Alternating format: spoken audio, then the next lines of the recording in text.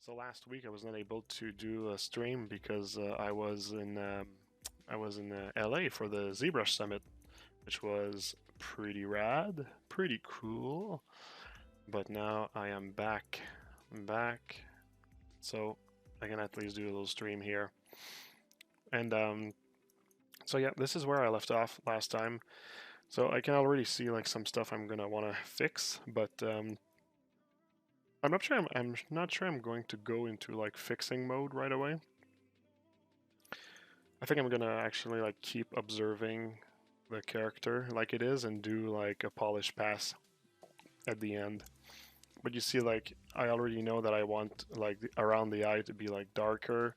Um, this piece of metal, it's supposed to be extremely used, so I might actually leave it like this. There's maybe one or two things I might tweak. This piece here, it's made from the same metal as everywhere else in the body, but it doesn't really work for this piece, so I might actually need to check a few things like those streaks here.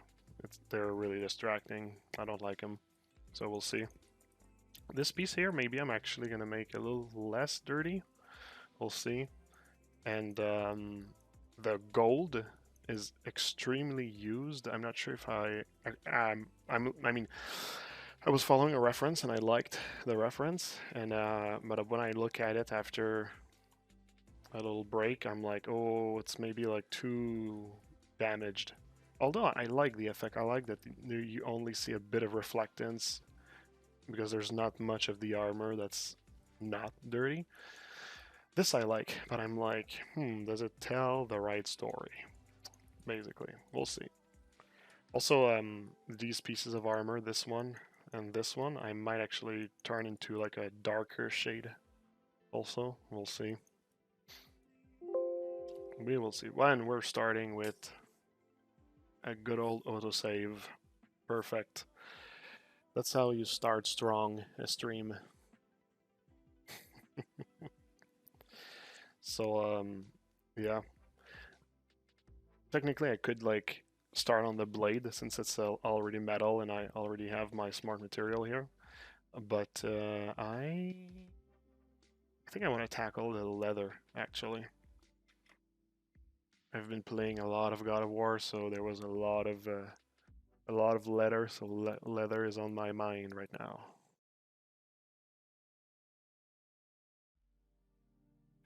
Once Mister over there saved, I'll be able to start. Mariano, CV art. Hello. Well, hello to you too. Thanks for joining.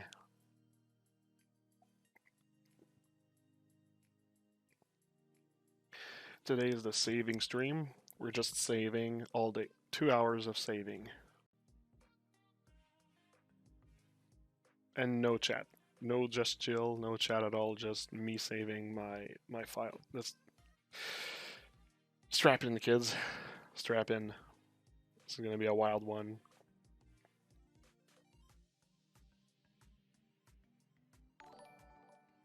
There we go. Follow. Oh, Ian. I recognize the handle. Nice to see you're here.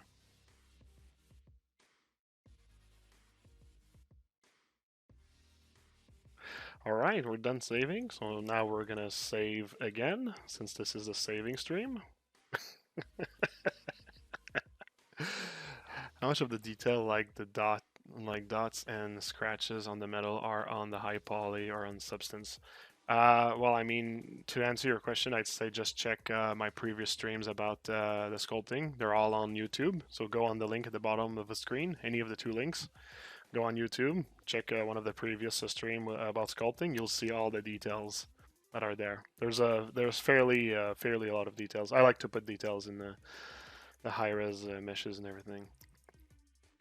It's cool because I've when I was at the ZBrush Summit, I met the God of War guys and well, guys and girls, sorry, and the God of War people, the God of War folks. And basically, like we were talking about, like how much cooler it is to put details in the high res and everything. And I'm like, yeah, I'm from that school of thought. I just love it. I love a good old sculpt, but keep it on a layer in case you need to to do it in substance, just in case. Sometimes some stuff maybe. IRA, dude. Yeah, it's really cool. Thanks for joining in. I'll have to put the details in the high res myself. It's so much fun. Absolutely. Plus, I mean, if you want to paint, if you want to print afterwards, it's like, there we go, it's all there. Oh, I will check them because this looks awesome. Well, thanks, Mariano. Much appreciated. So, all right. So leather. Leather. There's a couple different types of leather on this character. Like, you have, like, the straps are already a kind of leather. The paddings under the armors are also leather. This one here is another type of leather as well. You can see it's not as, like, weathered or cracked. And you got this type of leather as well, like the gloves, which are, yeah, a little bit more like scaly. So we won't be able to, like, oh, and also like these ones here. So actually, like I did for the metal, we're gonna start with like one type of leather, but I'm actually going to need to probably like duplicate my material at the end and kind of like tweak them depending on the area. We'll see. We'll see. Plus, I'm already seeing on the head some stuff I want to like do. But like, you see, like once I have the full result of the character, I'll see. Because the thing is, I was thinking about was like adding some like damage on him, maybe. But at the same time, like I'm not super sure. I mean, he does have like the scars and everything. But like maybe I want to boost the scars. Maybe I want to add some dirt. Maybe he's been fighting and stuff. So like I don't know. We'll see. This is all about the storytelling. But first, let's try to just get some decent materials in. So yeah. Let's do that. Let's go. Got a couple of refs here.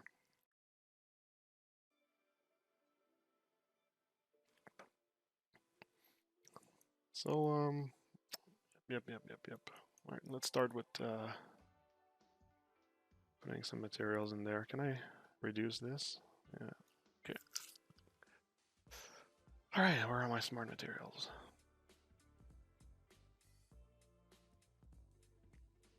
I don't know why that. No. For some reason, I lost my the material part on the left.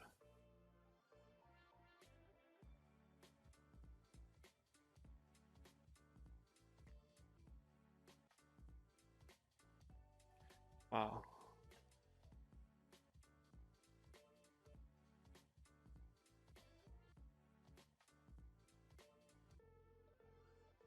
Nope.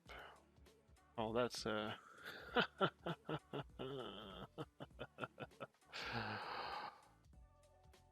dude. Yeah, there we go. Assets. All right. All right. I like the mental notes. I'm glad I'm not the only one. Yeah. Yeah. Well, yeah, it's I like to share my train of thought as well. Often my train of thought is me figuring out some stuff because I'm not sure what I'm doing. Okay. All right. Let's start with just like some letter base and go from there.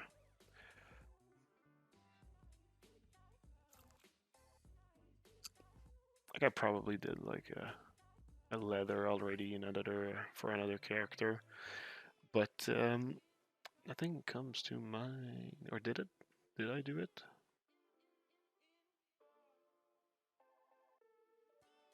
There's like a ton of letter stuff anyway, just like base level and see, like this one is seems like a good base. Sometimes I like to do the withering myself because it's never like perfect from the get-go, so might as well just do it myself. Like I can try this one. I'm sure it's gonna like not really be what it seems. Okay, why are you just dock yourself? Go dock yourself. Okay, seriously, dude, just fucking...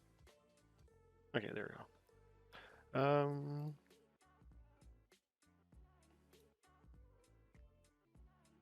So yeah, it's already split in two types of letters. So which one is the first one? So those are the big chunks, and letter 2 is the gloves and feet only. Yeah. Also, the gloves and feet are going to be like some kind of like dyed blue leather, which is going to be a bit particular. But since I want to use the color codes from Frog, from Chrono Trigger, I'm gonna go with that. So let's start with the normal letter. Okay, which was 1 or 2? 1.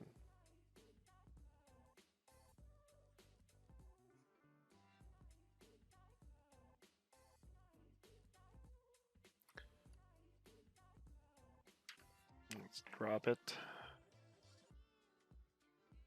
Drop it like it's hot. So you see already it's like, doesn't look good. Won't be able, oh my god, and the scales, the little scales of the scales of the scales is pretty off. Damaging the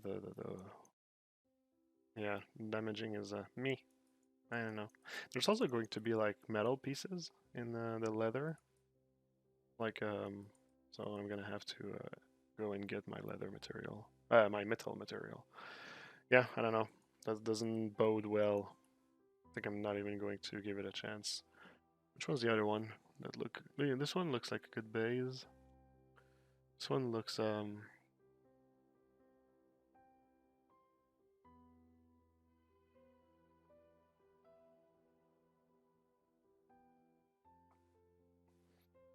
this one has like almost nothing on it. But you see, you can act as like a good base nonetheless. There's a bit of like curvature and stuff. Yeah, I guess it's I guess that's good.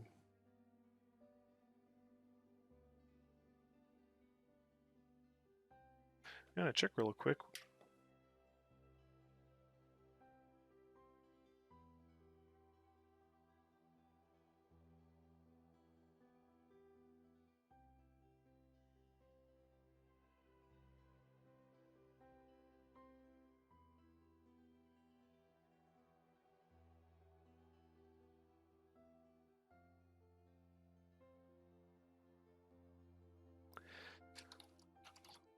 I'm gonna check on the internet if they don't have like other leather and stuff on their website on a substance.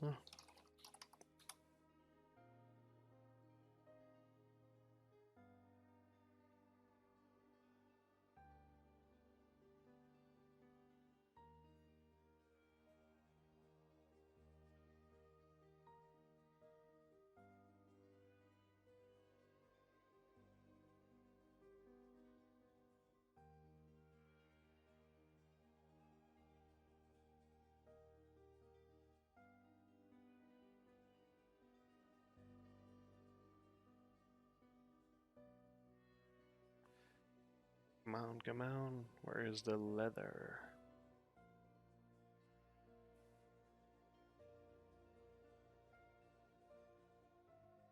Fabric leather, there you go. So you see there's a couple of options. This one is very matte, very matte.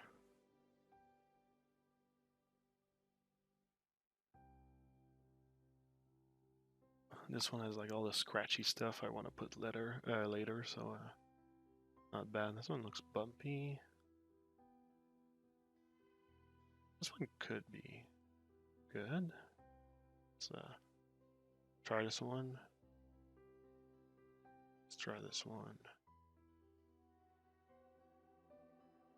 So yeah, it's something to go grab like materials. Oh, this one looks good. Let's see if it's actually gonna look good on mine too. So yeah, it's one thing to actually download materials, but you have to kind of like know what you like about them, be able to sort things out, remove some, add some, modify, and everything. So yeah, before you start using shortcuts, I always tell that to everybody. Before you start using shortcuts, just try to just make sure you know what you're going for, or that you're like you know how to do it by hand. This is a good way to know what you're going for. Yes, please import them. Import your resources and set their usage. Import all resources. They are smart materials, and I want them to be added to your library. Boom.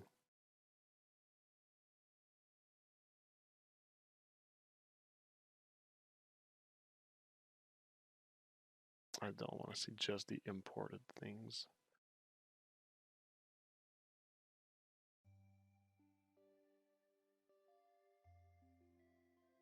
Okay, what was the name? Leather Worn. Should be here now.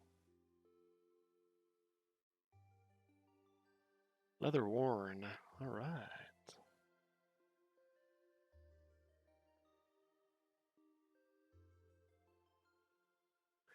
Then there was worn leather and patinated leather.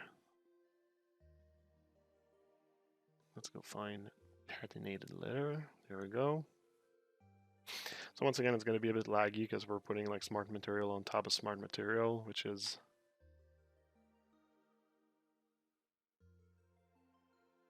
it's demanding.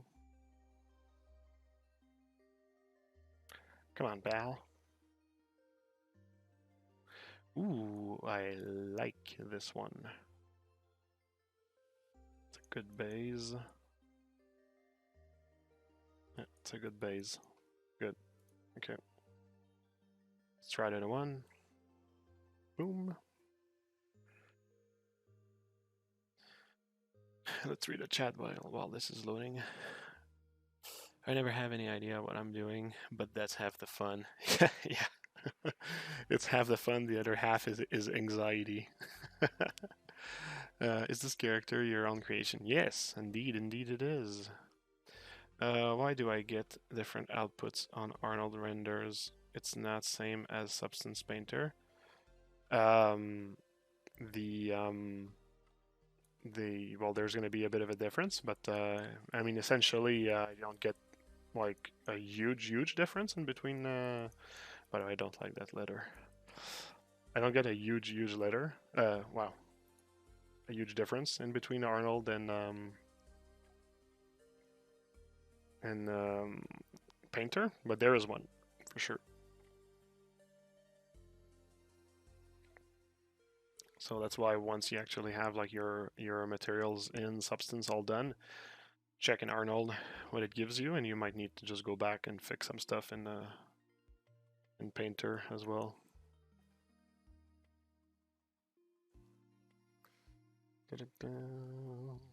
Did you check out texturing XYZ leather? There are some crazy lamb leather textures. No, I didn't check.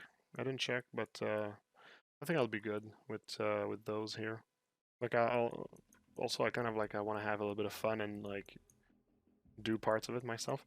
This one looked really good and in the previewer, but it looks empty in this one. I don't know if it's because all the masks are like off and everything.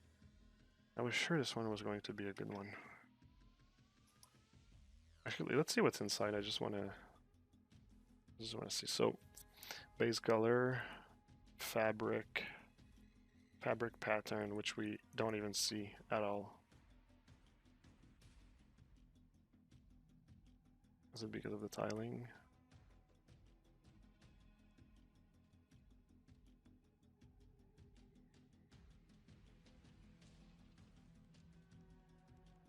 You don't even see the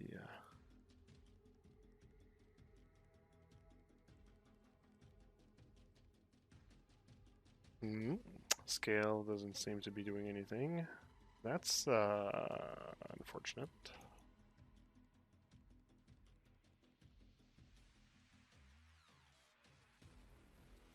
Weird.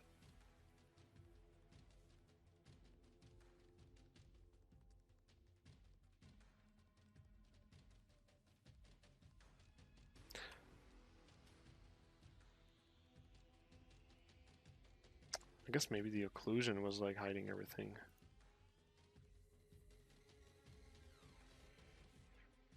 So the leather dark is like the top layer, and then what's under is the kind of like scratched off leather.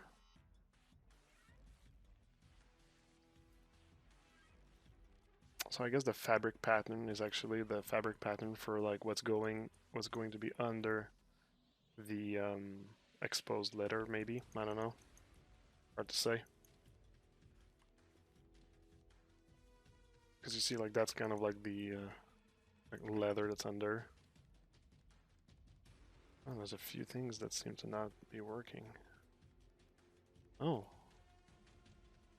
Okay, okay, okay. Yeah, that does not look good. Maybe it's an outdated material.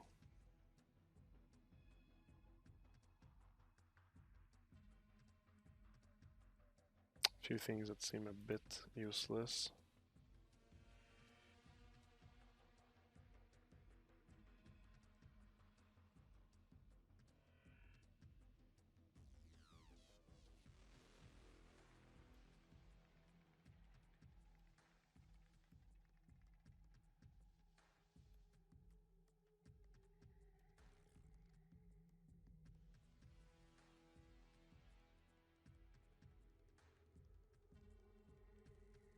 I'm going to play with that mask a little bit, just to see.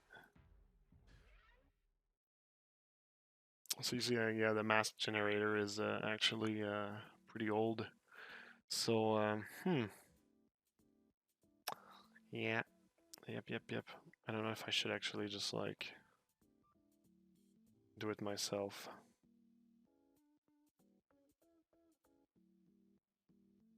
You see, there's not going to be even some like triplanar projection on this, or maybe.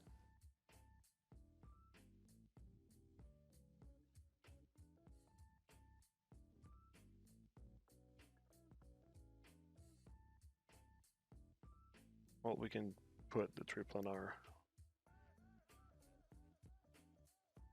It kind of like destroys everything though.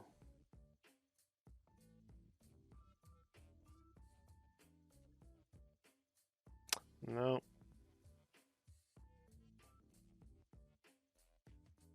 What's the textures it actually gets? Grunge, plaster, cracked. Grunge, scratch, dirty. Those are the textures it actually goes and gets. Did you do retopology, or this is direct from ZBrush? This is a decimation from ZBrush with automatic UVs with Prism. Marco, I need your help, but the subject is not texturing. Can I ask anyway? Ask, but I might tell you, like, I'll answer another time because I'm focusing on this. But ask anyway. Yellow. Yellow. Yellow to you. Yeah, so yeah, this is not going anywhere with this, so I think I'm actually going to pretty much do it myself. Oh, all right. Starting. Oh yeah, this one actually had some potential.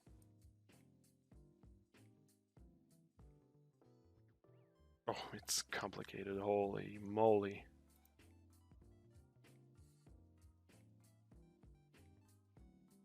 Wow. Okay. Wow. Okay. This one is packed. I actually don't like. You know what? I'm calling it. I'm doing this material myself because this is overkill.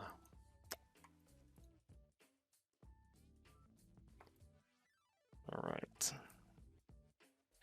Thanks. Much appreciated. Thanks for the comments.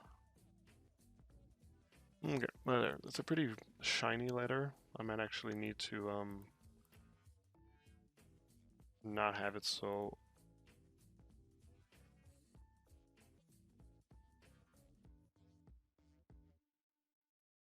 I might need to not have it so shiny, I guess. Huh? Oh boy.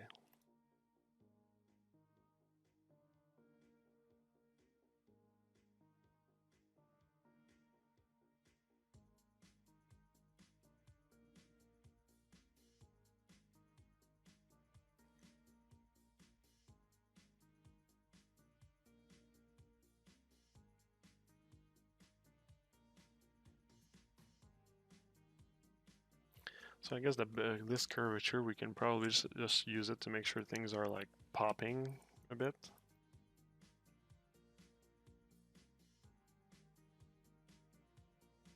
But I'll be actually adding some more visible curvature on top of that. The AO and cavity, this I think we're going to add ourselves later, so do not mind this. So yeah, the reason why I think I wanted to start with this one is because it was actually not too in your face, if I can say.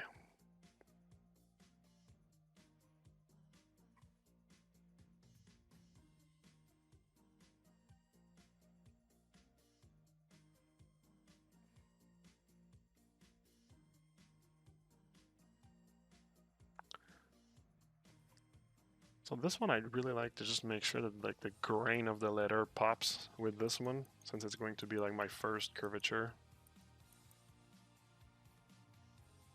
So I'll just make sure that the curvature here, I'm going to remove anything that is not the sharp details.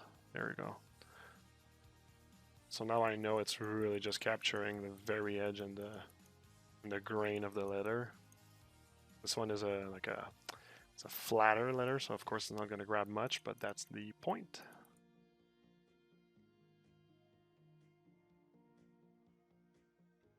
Yeah, that's maybe making the stitches pop and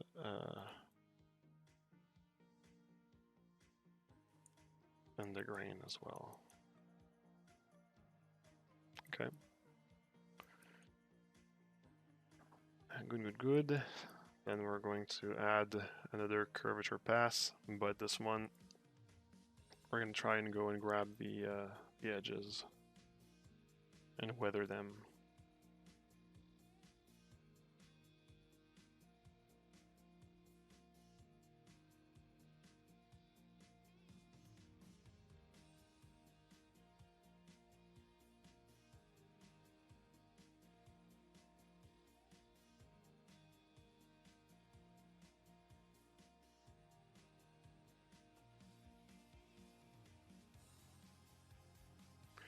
I'm going to duplicate this, start from that.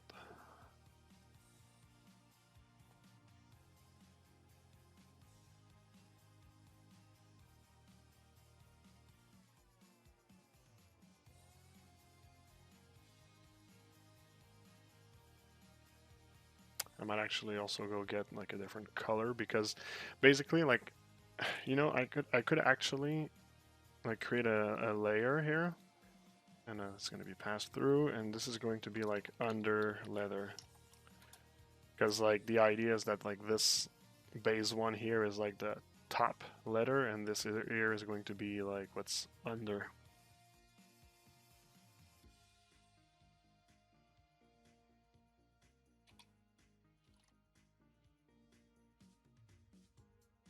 Like what's showing when it's weathered, basically. So base level, am I okay with the color of this leather? Yeah, it's not bad. I think it's fine. Am I okay with the reflectance? We'll see at the end. Okay.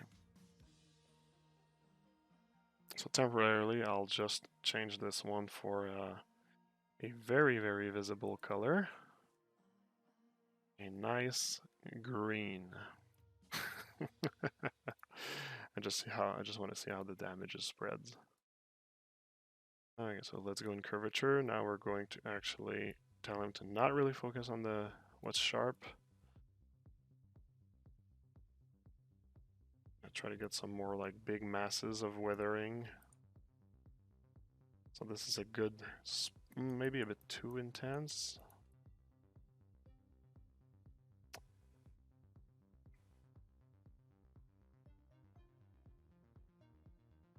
Like I want the spread to be, yeah, I think that's good. But now I want to break this, so I'm gonna add another mask to kind of like break the I don't want it to be like so constant. So add another mask, generator, mask editor. Is it the... Yeah, I want the non-legacy one. And we're gonna add a texture to it, and the texture is just gonna be like random noise, which is never remember the names. This one's is a little bit dotty. I think I could have used it. Yeah, dirt. There you go. Boom. So now we have a texture here. Ooh, thanks for the sub.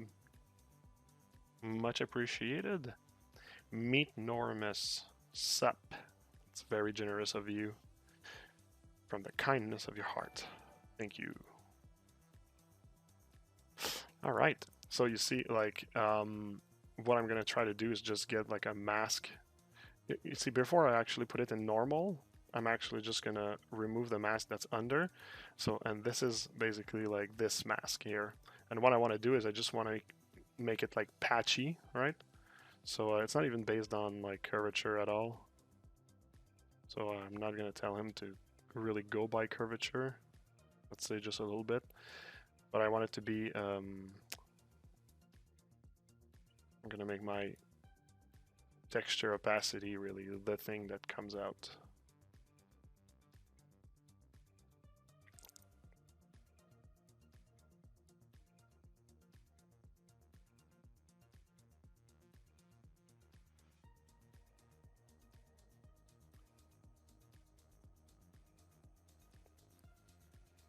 Of course, use tree planner.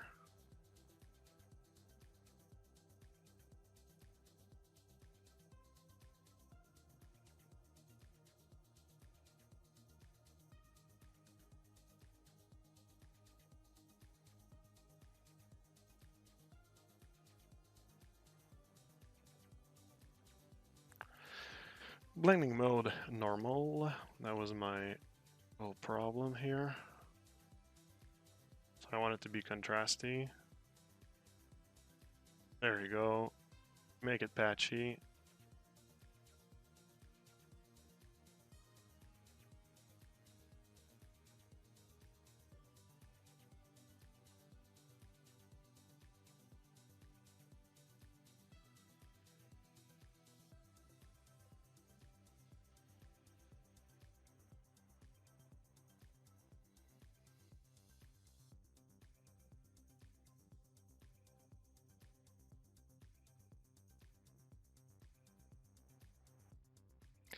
Alright, we're getting somewhere. We are getting somewhere with that. Okay, so now let's see if I actually, I'm going to add the curvature under, and I'm going to make this one in multiply.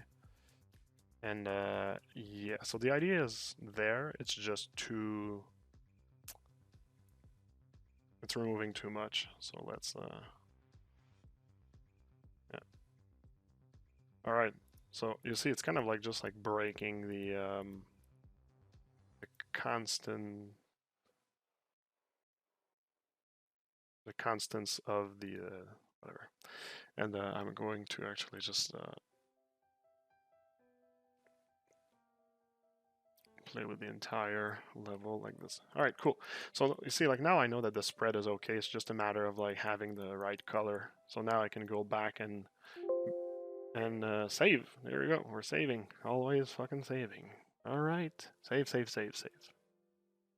That's the only thing I do.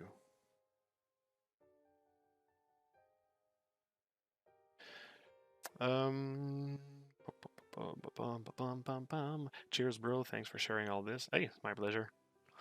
Thanks, Marco. I'm doing a cyberpunk character with a mechanical, and I'm using some methods that you teach in the past stream. My question is about fingers, because I try to use some alphas and masks to draw some details, but don't have the subdivision enough to insert detail. You need more than 10 million polys, or depends on the scale of the model.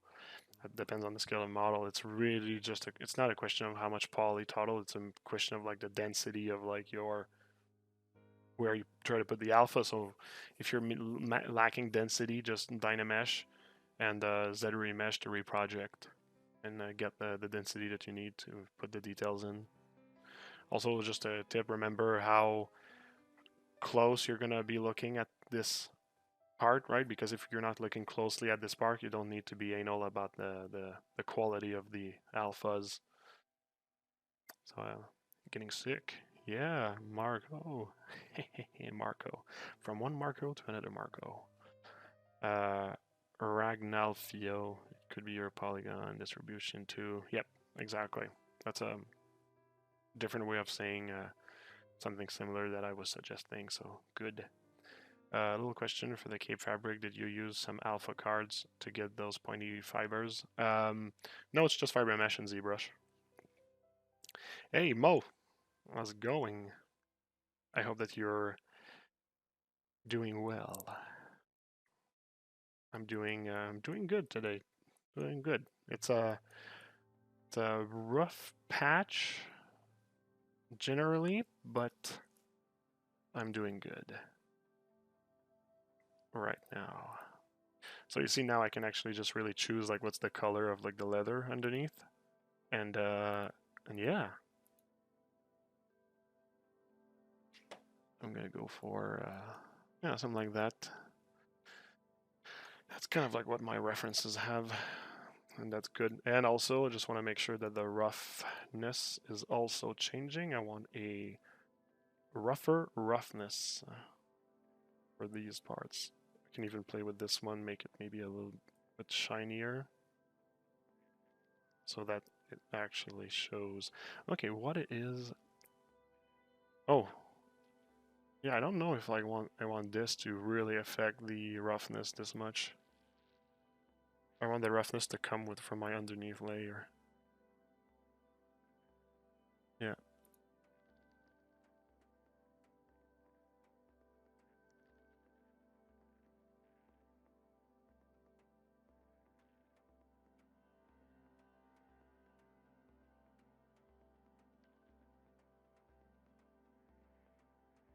Yeah, do I want the, yeah, it's like this one here as well. I'm like, I'm not sure if I really want this layer to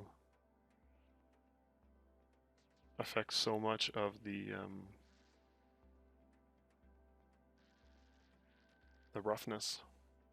I guess this probably going to be okay.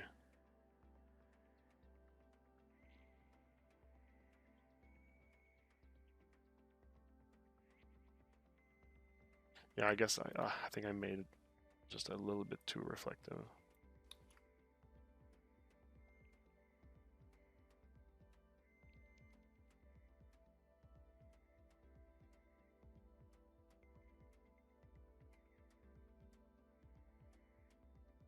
Here it's very, very rough. The results. I like it for like these parts here, but here it's pretty rough. I think I actually have to lower this one here.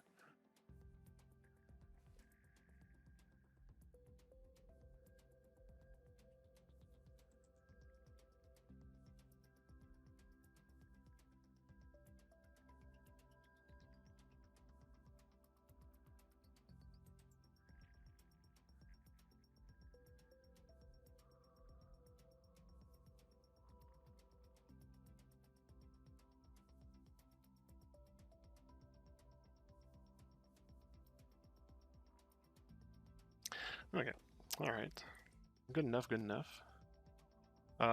So I'll add. There's like a base, like a discoloration that I want to actually also add, but I'll actually go and add something else right away. Oh, actually, you know what? It's fun because like the stitches that are actually physical, it did actually already change the color and makes them pop out. So that's very good. There's are some stitches that are not physical that are actually like alphas, like these ones here. These I might need to go back on them by hand afterwards, which is yeah, it is what it is. So you know what? I'll duplicate this layer here because I'm going to, or you know what? I could. No, I want it to be separate. I want separate control for this because now I'm going to be adding like the scratchy parts and stuff. So I'm actually going to remove this one and I'm going to just put it back later, and mask editor, I'll go and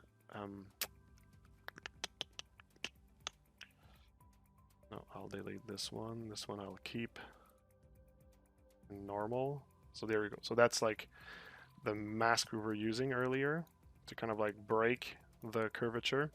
But I'm going to go and get another. I'm going to change it for another texture. I want a grungy texture. So grunge, scratch. Actually, no. Let's go for like some scratch. So what do I have here? Grunge, dirt, scratch. It's cool. Looks promising. Grunge, dirty, scratch. Oh, those are just scratches. That's good. So I have more control. Grunge, scratch, dirty. Ooh, grunge scratches. I think it's this one. What I want to do. Oh, I know I have to invert this. Texture, invert. Oh, no. Not invert. Balance? No. No, I do have to invert it. Yes, okay.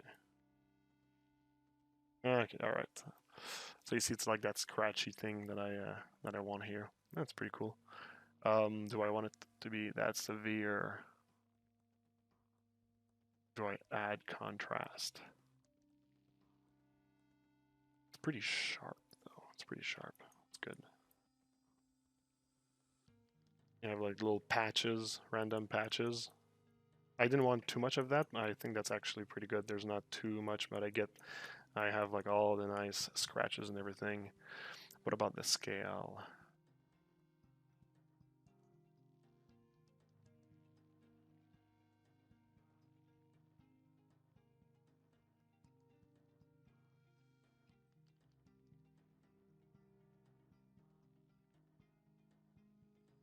That's not bad. Let's play with the seed of the texture and see if huh?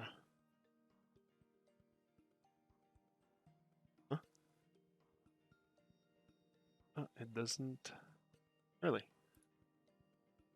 Okay. All right. Whatever.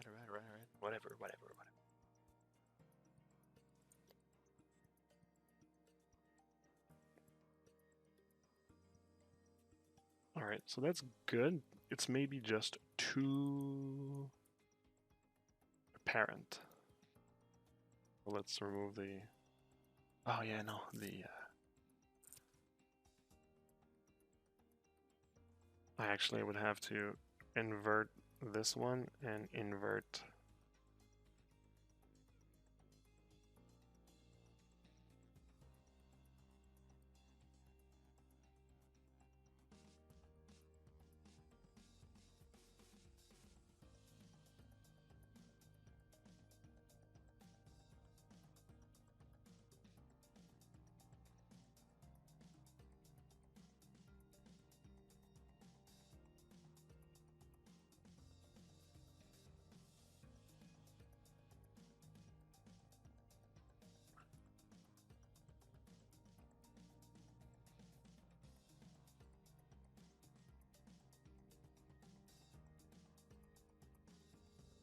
All right, so that's the effect is good. It's just too populated right now. There's like too much everywhere. If I play with this slider now, it's still okay. I'm actually going to copy this exact effect, that like kind of like cloud effect that I actually had to kind of like tone down my mask. I'm gonna put it back here, paste effect. There we go. Now it tones down everything. I'm gonna change the seed because or maybe I should not change the seed. But you see it kind of like just like tones down and it keeps toned down in some area. I think that's good. And if I add my curvature now to it, so now I have my curvature and my scratches in two different layers. The scratches, we see more like the grungy part than the actual scratches though.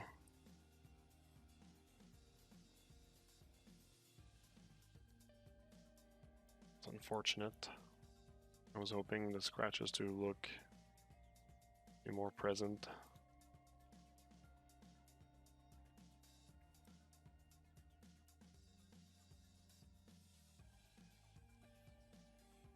See, I'm just randomizing like where the clouds are, and you see like in this area there's a bit more scratches now, which is good. And you know what? At the end of the day, I can always like literally just like copy this one again. So yeah, this is curvature. This one is well, actually, no, let's call it like edge damage. This one is grunge, and I'll actually do a duplicate of this and call it scratches. And this one is going to be like only scratches. It's my new platform that I'm launching. It's like only fan, but it's just me scratching myself. That's kind of dark. Only scratch. Okay, so boom, this one. Now I know I'm gonna have to invert this.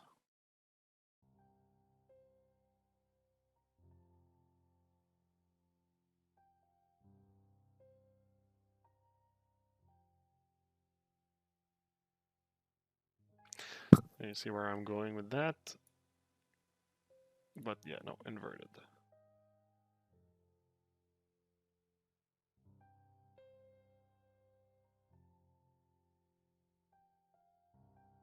There you go, the scratches. We have the scratches. All right. What is the chat saying? All right, we'll try it on that of my prop. Yeah. Thanks, Marco. I'm going to try another way because when I raise my subdivision to 7, my ZBrush crashes. It's probably because you need to split your meshes. Maybe you have too much meshes. Like if you're trying to get like one area of your character to be high enough to actually put details on it, maybe you should actually split it from everything else so that you don't need to make everything higher subdivision just for that part. Find a YouTube video of the cape, thanks. Yeah, no problem, man. Oh, Madzi. Bonjour, Madzi. Hey there, I saw your email notification at this hour, and I thought quick before he changes his mind. Probably looks awesome. Thanks for sharing this. Hey, that's cool. No problem. Subbing instantly. Boom! Dropping subs. Mo dropping subs. We need Mo subs.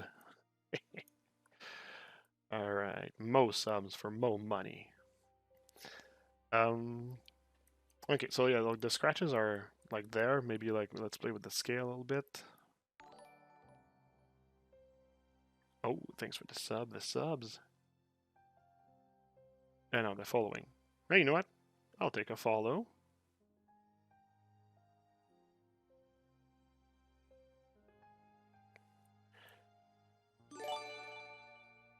Oh, look. Christmas coming early. Mo subs. Oh yeah, dude, you got it. You got it. Okay, so you see, let's see what these scratches do when I put the rest. But they're a bit intense, but I can always put like the little mask to tone down as well, like I did earlier. Let's change the seed though. You see? Yeah, it's kind of cool. So they're all the same color, right? Because they're all just like the colors of the underneath layer of leather, right? Ooh, keep it coming. Keep it coming.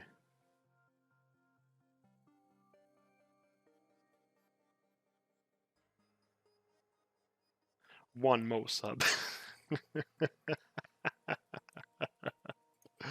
That's good. That's good. I'm having fun. All right, let me analyze my reference for a bit. So yeah, I'm missing that kind of like variation on just the general hues and colors of the letter. That could be good. That could be good. We got a little scratchy. We got the edge damage. Discoloration could be good.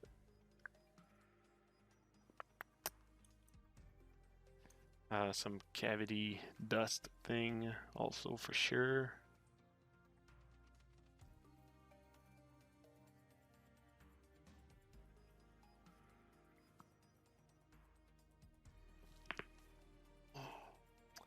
And maybe some like mid-level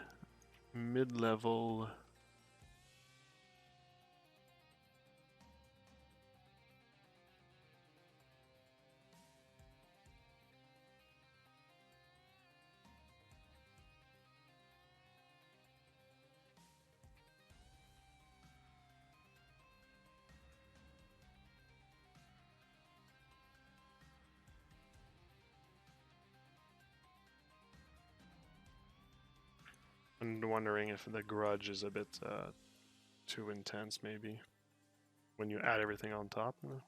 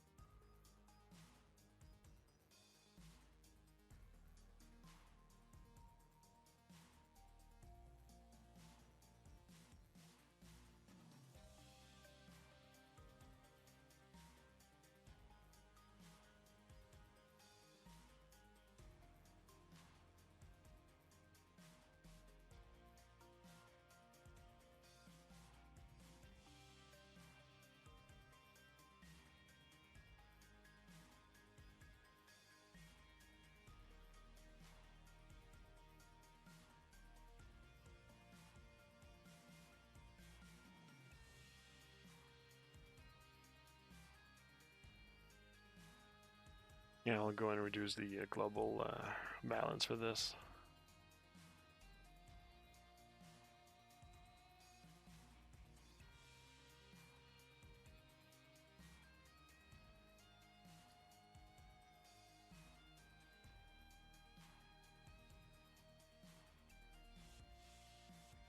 Alright.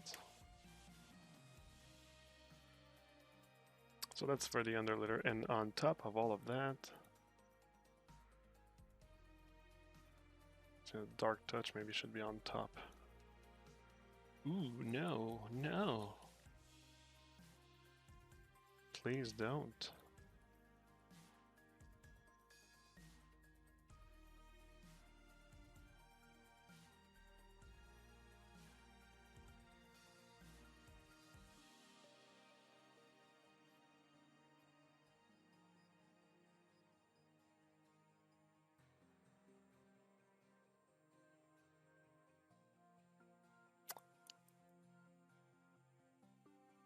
Okay, alright. So to get that kind of like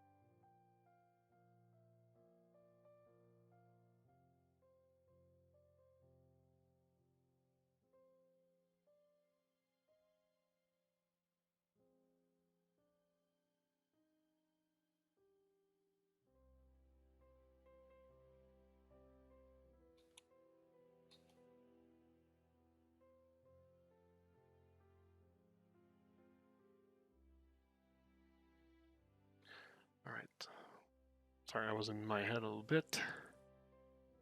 Syntax EG. Hey, hey. Syntax. C'est toi, Julien?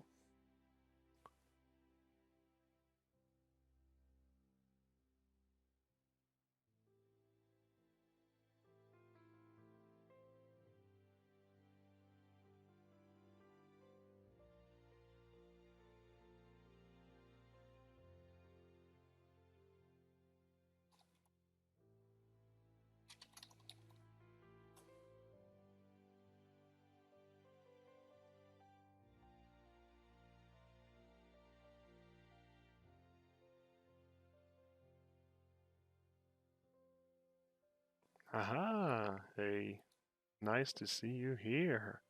Nice to see you here. It's very good.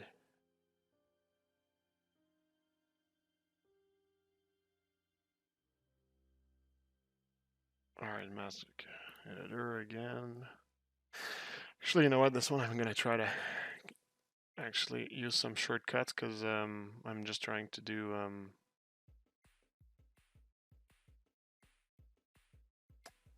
okay, smart mask. I'm just trying to get some dirt soft edge. No, I want dirt cavity. Dirt occlusion.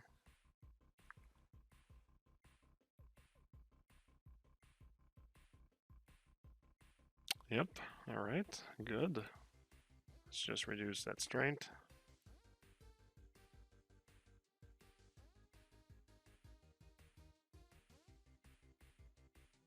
Maybe contrast. I don't need much contrast with that. Still want it to be. Actually, you know what? I don't know if this seems to be called by the AO. I want it to be called by the curvature.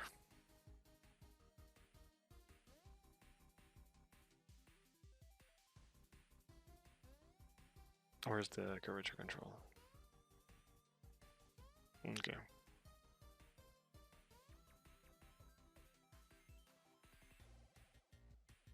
Oh man, I don't like that generator here.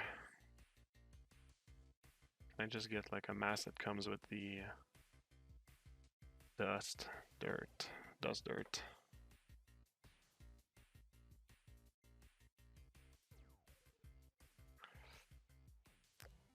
Yeah, see, this one comes with the generator, the mask editor that I like. So once that I get the...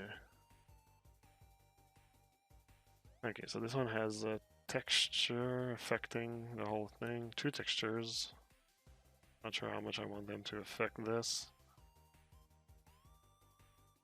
And the rest is curvature. So there's, oh yeah, there's the ambience occlusion. Yes, okay.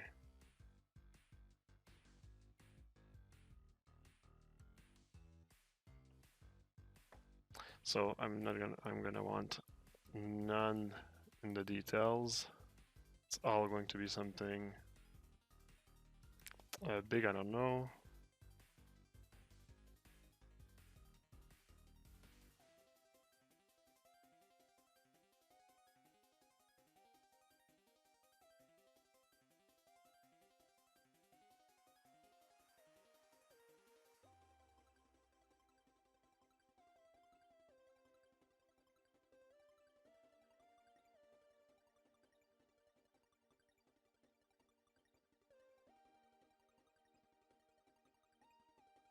I'm not sure why it's actually all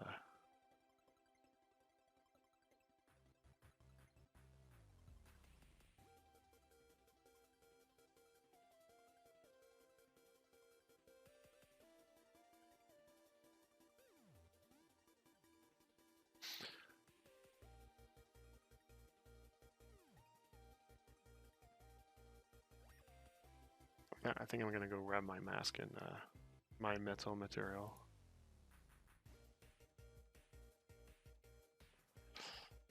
Alrighty, dude, I'm gonna take off. Have a great stream, everyone. Time to cook some yum yums. Alright, Ian. Have a good one, dude.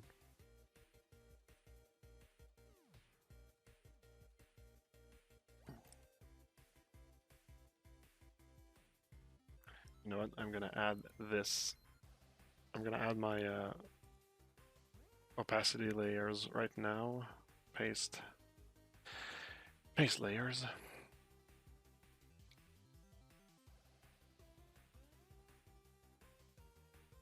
I'm gonna play with them later though.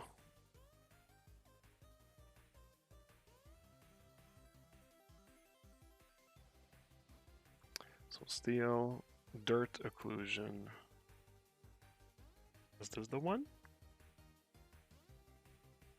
Ah, I should have just checked the mask instead of pressing on that. I could have just like put the viewport on pause, check if it's the mask that I'm looking for, instead of like now, because I turn on and off the layer, it has to compute it, which takes time.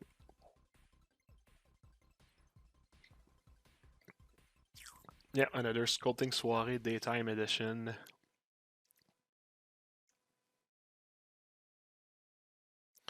Ah, that takes long.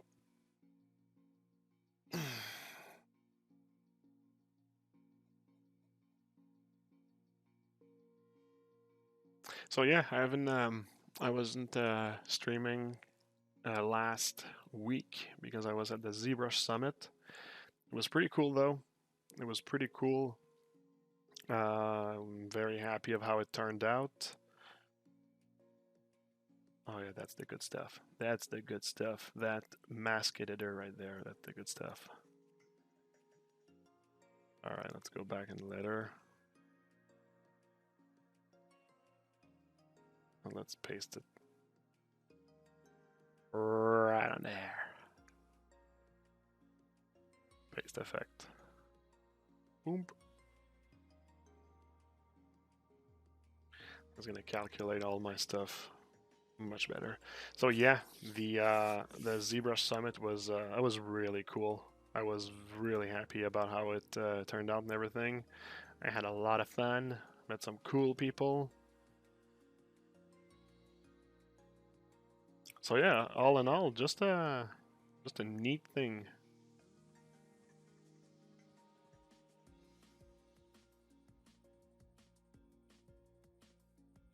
And I liked what they did with the AR stage, since they couldn't really like have like an event or anything.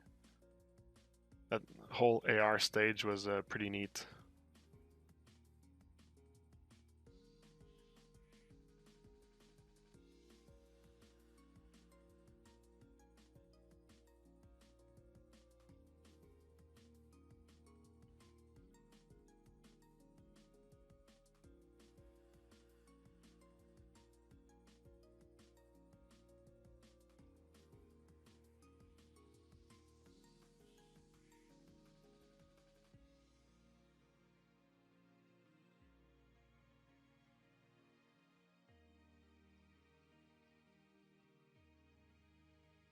All right, so you see like that.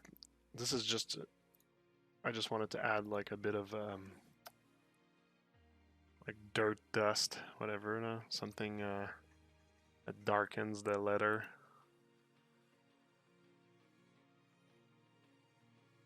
I still want to give it like some kind of like warm hue though.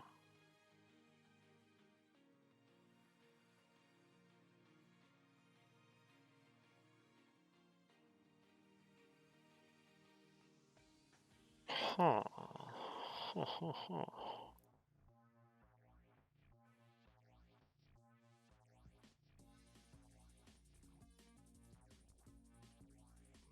Ah, it's saving time. Saving time.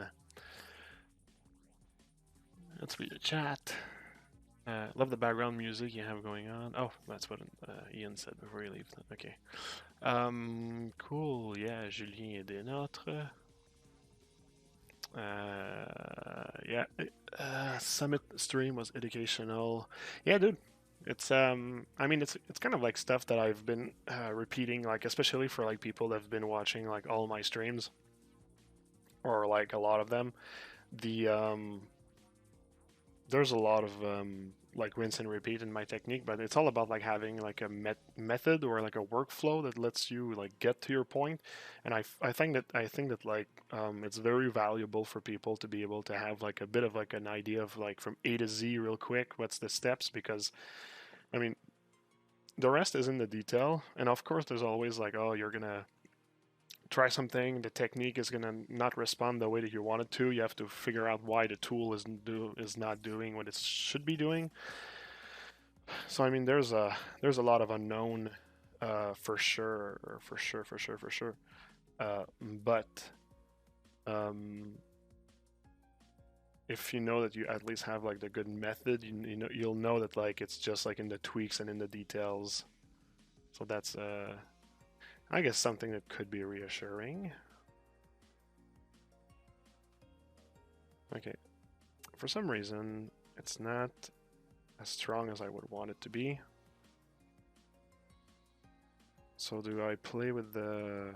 do I go with global balance? Nah, it's gonna be global balance and mask.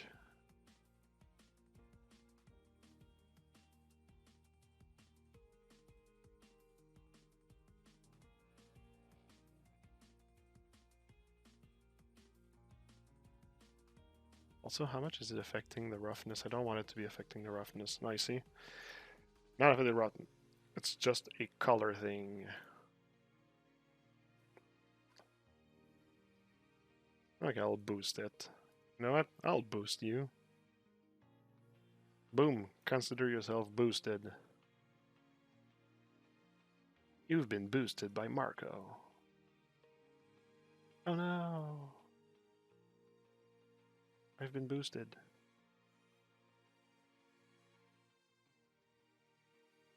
Now the question is, do I want it under or above all my scratchies and stuff?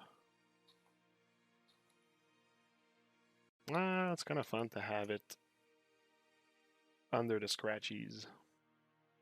Do I want under the curvature as well?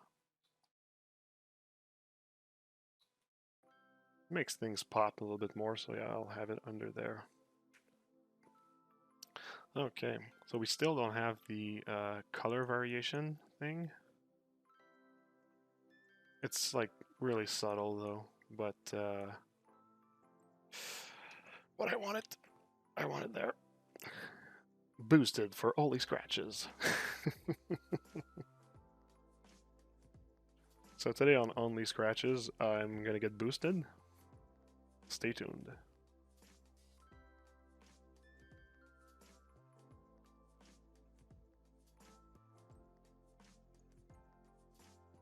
Yeah, this latter part is not the most polished thing that I did, and now it's starting to show with the texture. But you know what? That's just what it is. Okay, let's add that thing I've been talking about like all day. Get so we can get on with our lives. I'm gonna start from the grunge thing here. I'm gonna duplicate this into its own layer.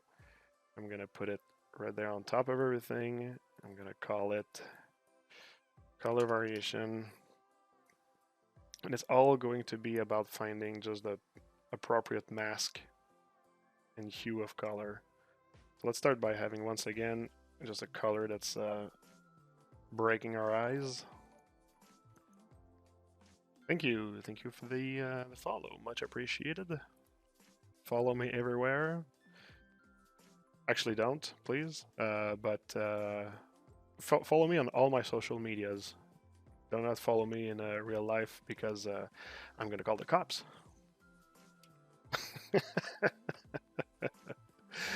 Oh my god! I actually went out on a date with my girlfriend.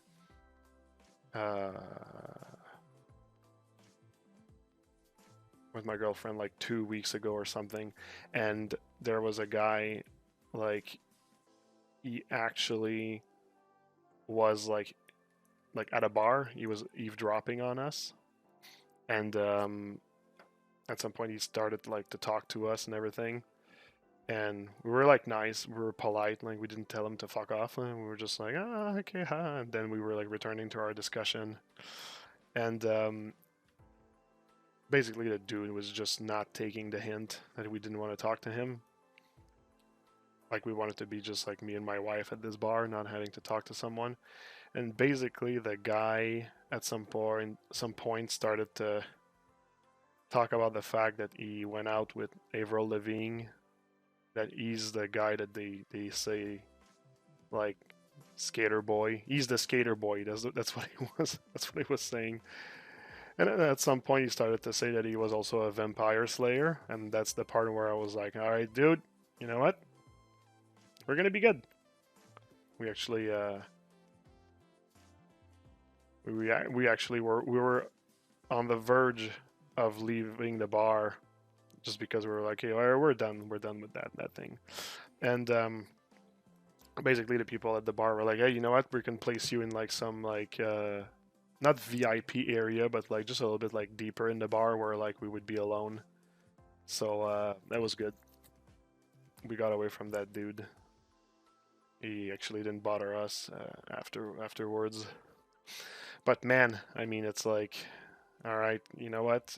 It's all good with me if you're a vampire slayer and stuff, but just fucking read the room if people don't want to talk to you or everything. Read the room, my friend. All right, that's it's a bit too grungy. I just want like splashes of colors and stuff, but I don't want these little like scratches and whatever. So maybe just like noise, black and white spots. Yeah, that's more what I want. All right, let's play with the contrast of this. See, yeah, there we go. I just wanted like little splashes of colors here and there. Scale. I don't want it to be too readable, but I can also play with the contrast for that.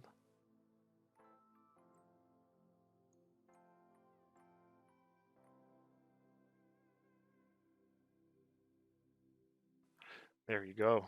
All right, that's cool. It's cool. It's cool. And now it's just, oh, do I need to break it more? Well, I can always I always have this mask here in case I want to break it. So you see, like we're creating one thing and then we're like duplicating it because like we can build from there and we don't have to always start from scratch for everything.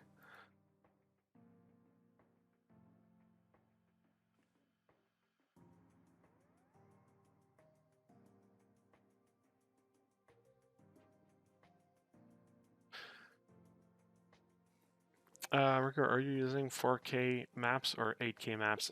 This is a 2K maps, actually. I baked in 4, but I have so many UDIMs. I have a lot of UDIMs, but I work with 2K maps. It's faster. So I have a ton of 2K maps at the end. But since it's UDIMs, I mean the renderer just like grabs everything. So yeah, I baked in 4 and I'm using 2K. Creepoid, yeah, no, that was totally Creepoid and stuff. It's like, yeah, you don't want to be mean, right? You don't want to be like there's no reason to be mean with people, but it's like, man, just fuck off. I mean, we don't want to talk. We were like polite enough. We were Canadian polite enough to like just not ignore you and stuff, but at some point it's your responsibility to understand that you need to leave two people on a date alone.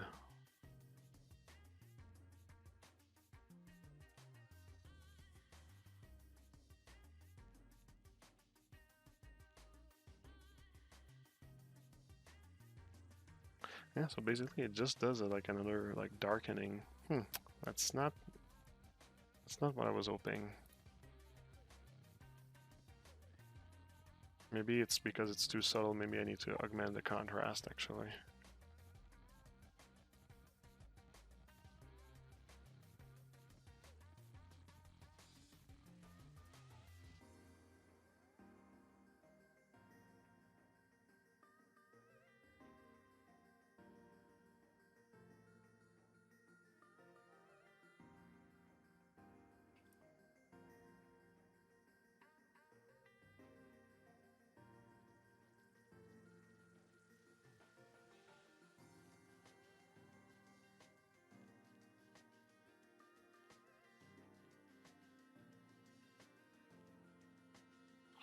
Okay.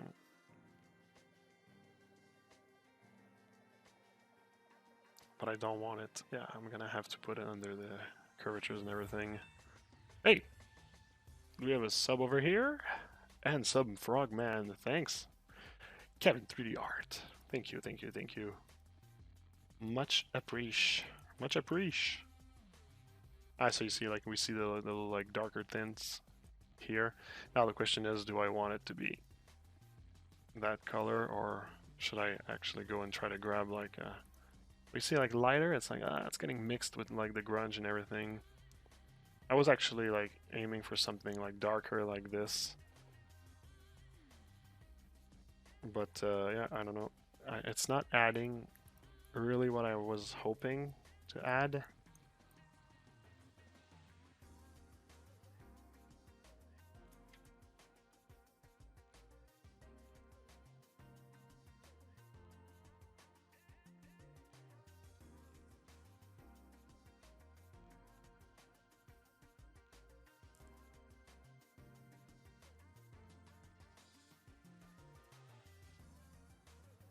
It's starting to get, like, a very contrasty.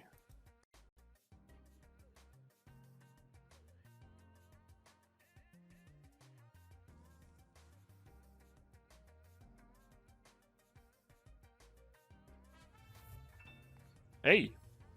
Thanks for another sub. That's cool. How long did it take to retopo? Not retopo, it's decimation. Decimation with UVs.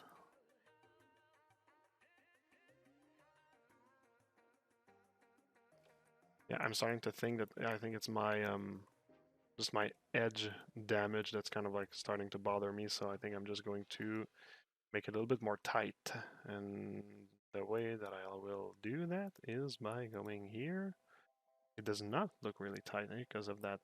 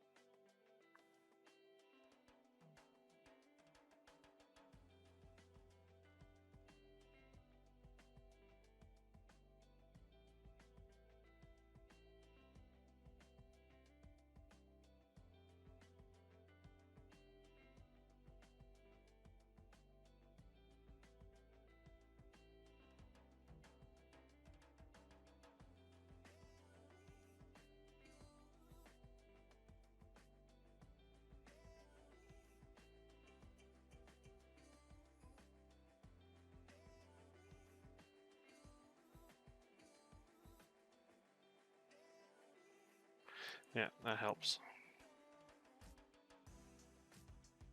Okay. Hey Marco, can you give me tips for baking and substance? Because I'm still using Marmoset for clean rest. I don't know. I mean, if you check my stream on baking, I show my values. It's really just I just use those values and I get like I don't do any tweaks and I get good results. It's hard to say.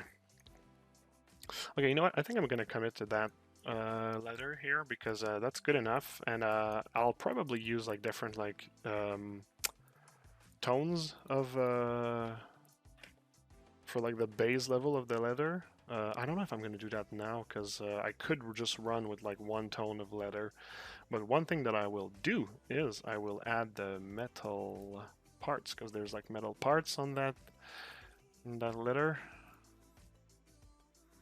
I mean, if you just like isolate it, boom, boom. See, like there's like this is like a ring that's supposed to be leather and stuff. Yeah, it's not bad. It's kind of like a decent thing.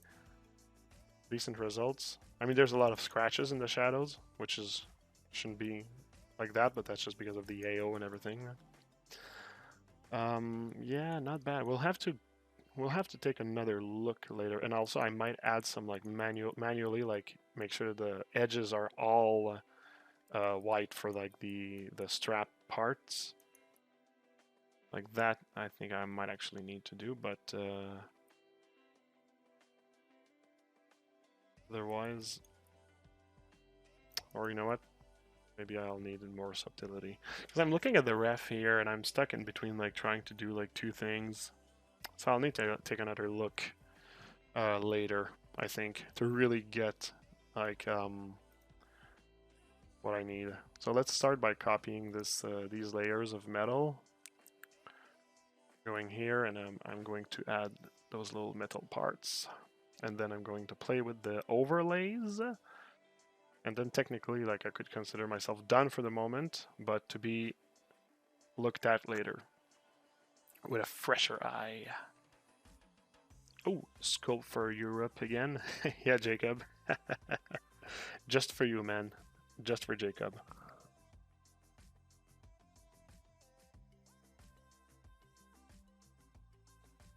And of course, I'm not going to need all the layers because that's a lot of layers for... like, especially the ones with, like, about AO. So, first of all, we're just going to add a mask here. Black mask. And color selection. And pick everything that is gray. Make this metal. Oh, there's different grays also. This gray as well. And this white. What other color pickup that I have? Oh, grab. I have... oh, no, those are stitches. Alright. Cool. Oh yeah, I think at the back here there's a... oh, it took them.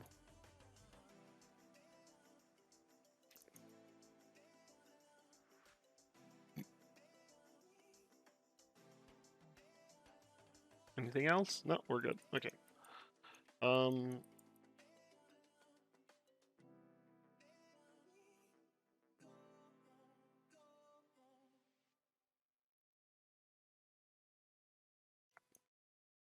While I have the metal material on, I'm going to put the metal material on this layer here as well. The chainmail.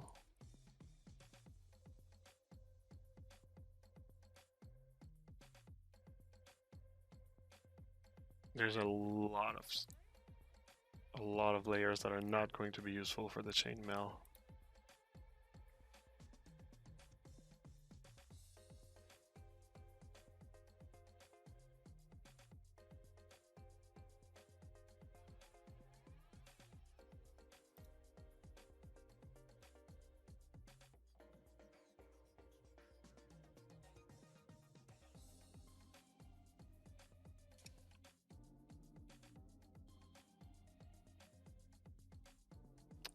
Yep, well that's going to be good for the chainmail.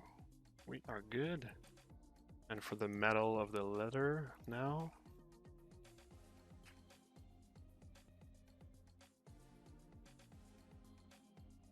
So yeah, dirt occlusion. Yeah, the dirt occlusion is the thing that was giving the most, that was muting the most the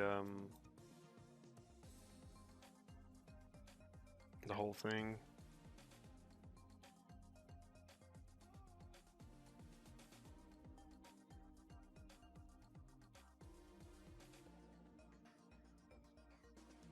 The rest I think I can just keep it.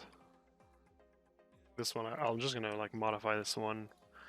Maybe augment the lower the global balance because I still want some.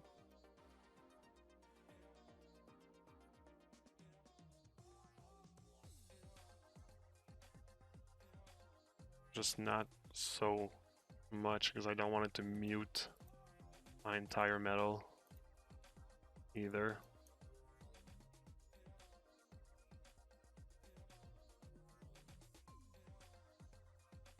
Okay, so we have that now. It's cool, it's cool, it's cool. Now let's play with the overlays. Well, the overlays are really just there to make like everything pop more. But when you actually already have a lot of like cavity and stuff like that, it's not like if you need to really add anything. That's the volumetric light. Not the volumetric light, but like the fake lighting.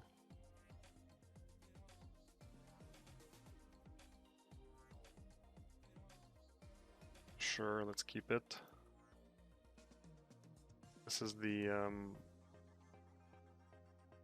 AO that just adds like more depth in the masks and more depth in the in the cavities in general. Let's keep it. Let's just tone it down. So that's lowering the roughness in the cavities. This one.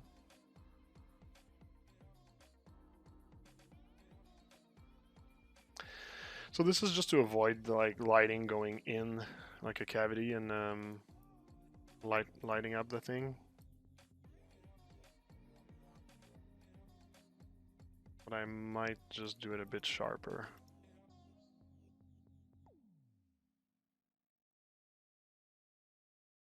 It's subtle. Subtle.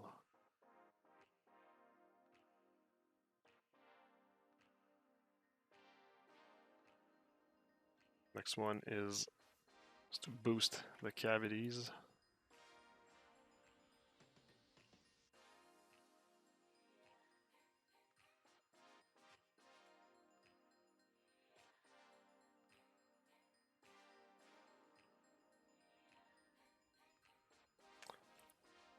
Yeah, I could have a little bit of that. I don't know if I wanted to affect the roughness though.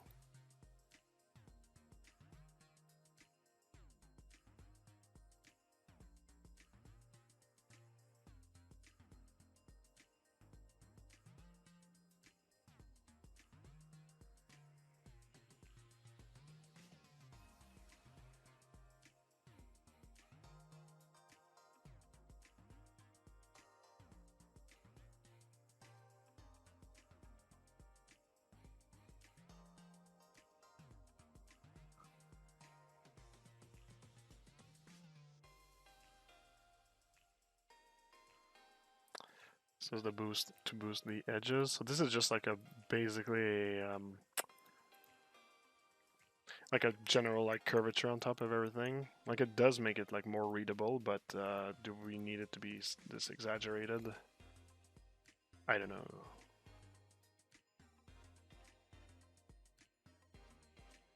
We can always play with the levels. It does make it pop more, so.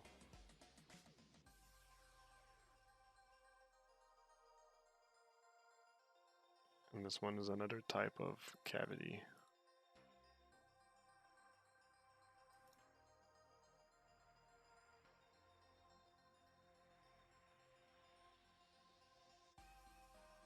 This one might not be really useful.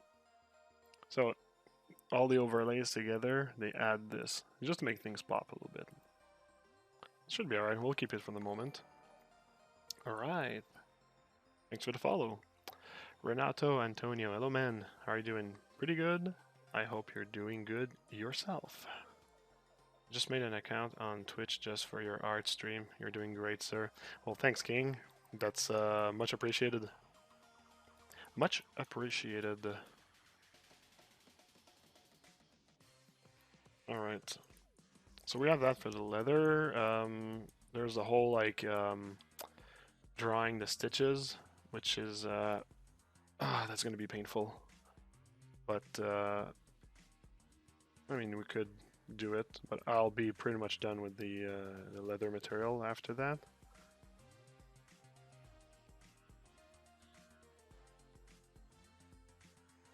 Yeah, let's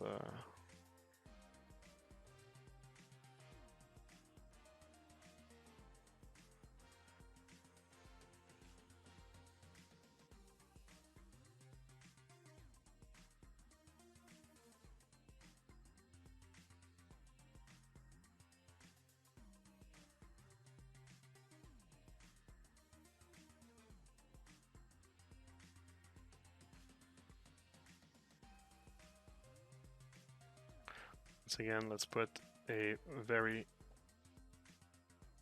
high destructive color add a paint material, and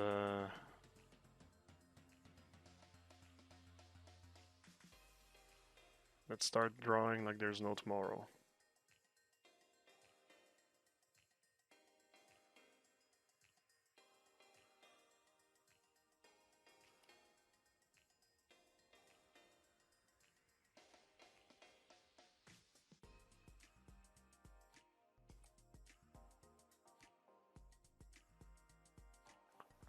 I'm actually gonna test if it's worth it everywhere first. So now I'm not like really angled well to work because I'm in Substance and I don't often use like my pen in Substance, so like my Cintiq is like really angled in a weird way.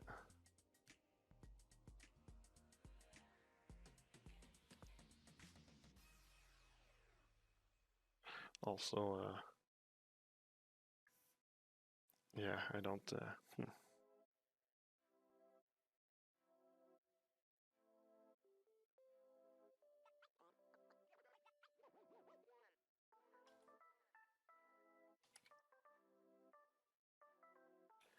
I'm gonna change my the flow.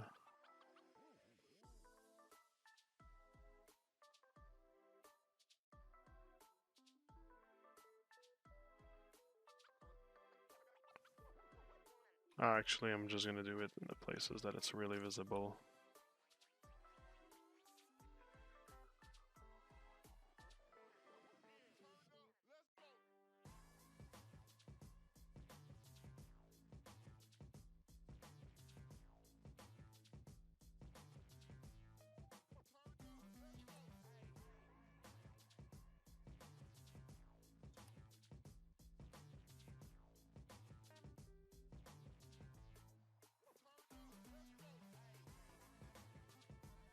We have a backface call right now. Ah, yeah. There you go.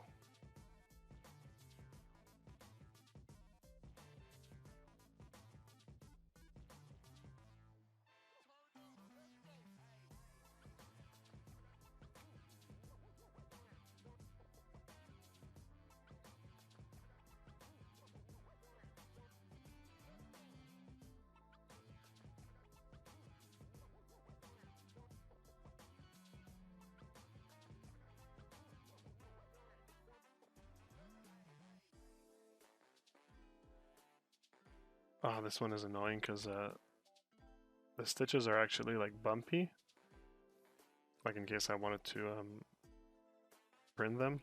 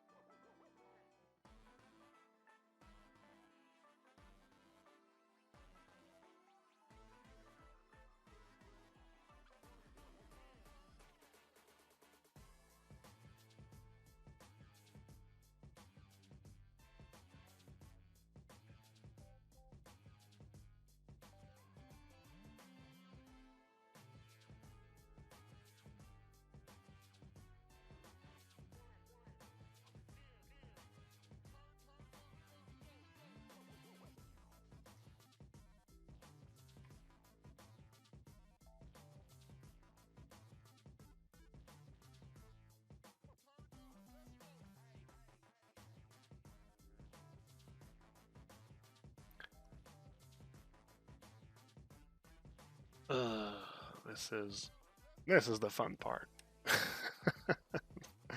Not. Come on. Ah, it's like stuck on the cape. There you go.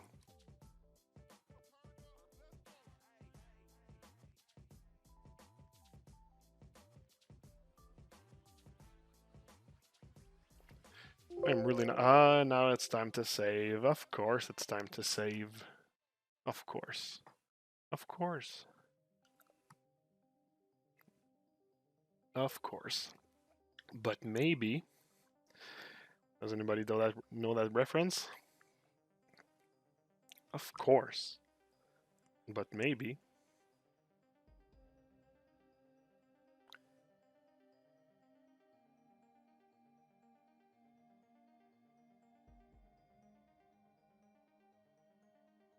Textures ID dope, man. Yeah.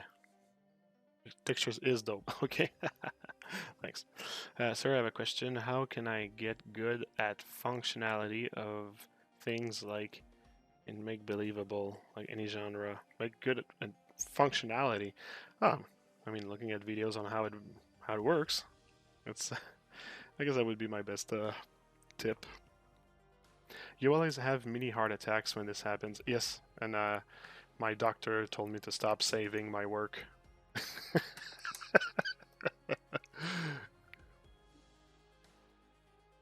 Yeah, I just I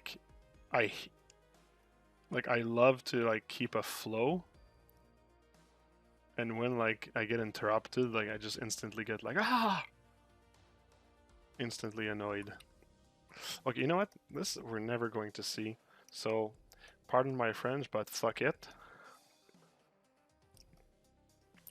And this one here. You know what? I'll do the back. Oh, man. No, not the back right now. Let's just see if it's like even like worth it first. I already spent like a lot of time on this. Okay, those are internal stitches. Those actually already pop out, so I don't need to do anything about them. So that's the advantage of doing like physical stitches. Like these stitches are actually like meshes, whereas like these ones are like painted, so like they don't look as good.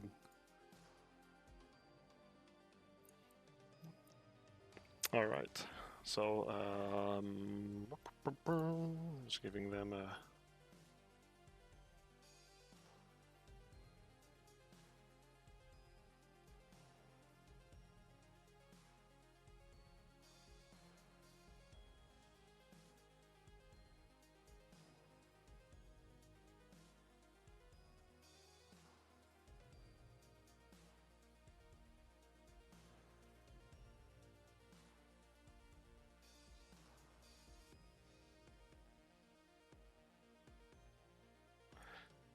Yeah, and there's one thing I want to do. I think I'm gonna actually like try to have them in overlay because I want them. I want the cavities to remain dark. Or actually, you know what?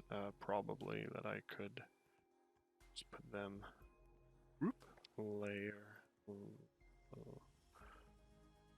No, let's try overlay. Soft light.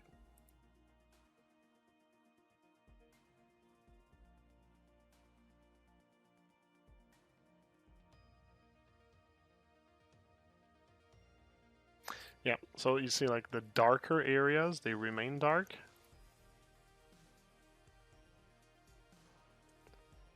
Yeah. Like the cavities are still dark because we put them in like soft light instead of just like a normal color. So you see it just like makes the stitches pop a little bit more. It's like a lot of work for not a lot, but it's better this way. There we go. So you see in terms of like efficiency, this is a good example of like efficiency. It's like, how much did I gain? It took me what, like 10 minutes to do this? Like maybe 5, I don't know. Like how much did I really gained doing this? So just remember like that in the future. Like if you're doing like something a part that we don't even see, like I don't even think I'm going to do it for like the back part because like you see it already pops enough. It's just like it gives an extra for the front. It's so long to do and ugh. So That's what I mean. Efficiency. Always check what you do, check how much time it took, and ask yourself, hey, do I really need to do it again?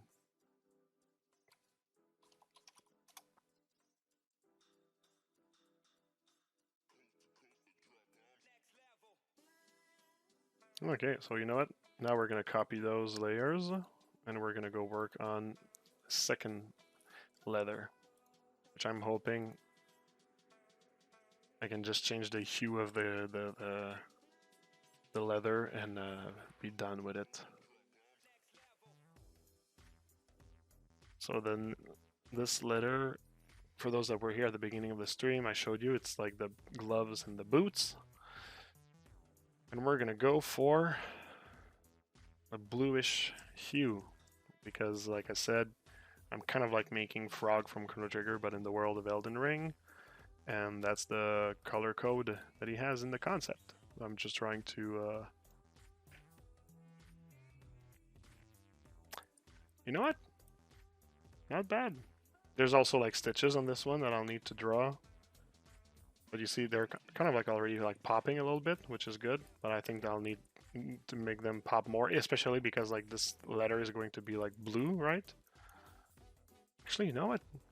It's really not bad. Like it's supposed to be a damaged leather, but it's I kind of like what it does on this part more than like on the other part. It's like overall,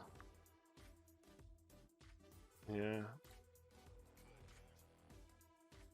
There's no metal parts on this one, so I don't need this.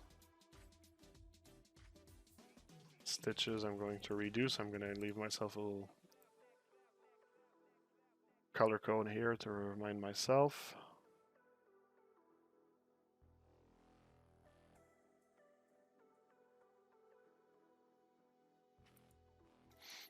Maybe that the curvature is a bit too much. It works well on the boots. I like how it is on the boots. It's on the gloves that I kind of like feel like I would need to put like a level layer on this. Let's try something. Okay, so you see like we have my masks here. Like I want the level to just be on. Oh, that's gonna be complicated. Ooh, that's gonna be complicated to have a level. It's like I would need to put a mask on my level. Ugh. Ugh.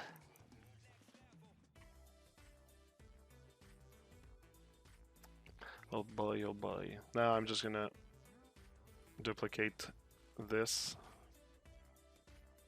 So I'm gonna have edge damage boot and edge damage glove.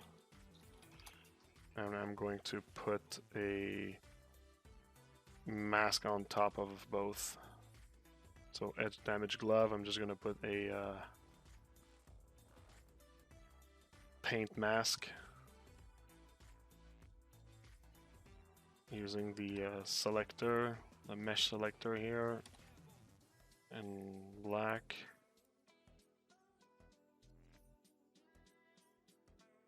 Alright. Wait, that's stupid. I didn't put it in the paint thing.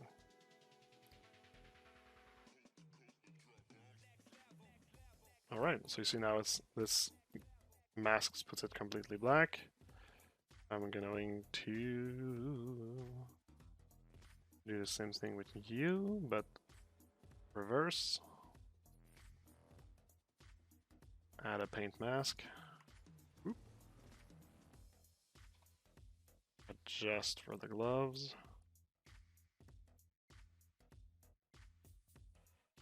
Right. Okay, well, good, good, good.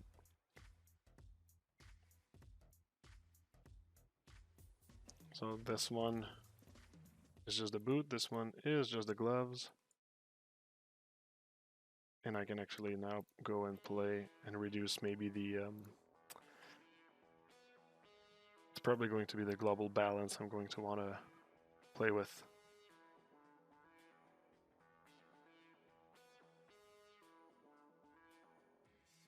Yeah, see, there you go. You see, it's better. It's a little bit better when it's toned down for for the gloves here. But for the boots, it's like the boots are going to be more like weathered, right? So it actually works well. And for the boots, I'm actually wondering if we could actually have some like an addition of like dirt that's coming from the ground with some positioning, maybe. Hey, thanks for the follow. I'll do that, and actually no, I have to remember to do it because I want to do the hue first. Or actually, you know what? No. I'll do it now. Am I in the boots now? No, I'm not in the boots.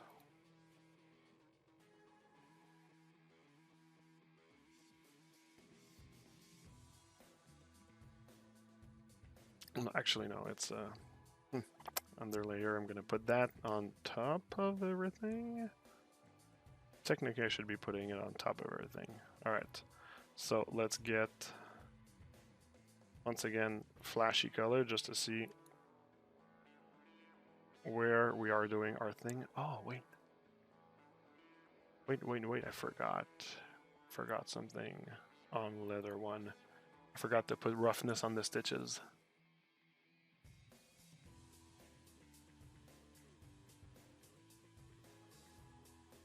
My mind is scattered.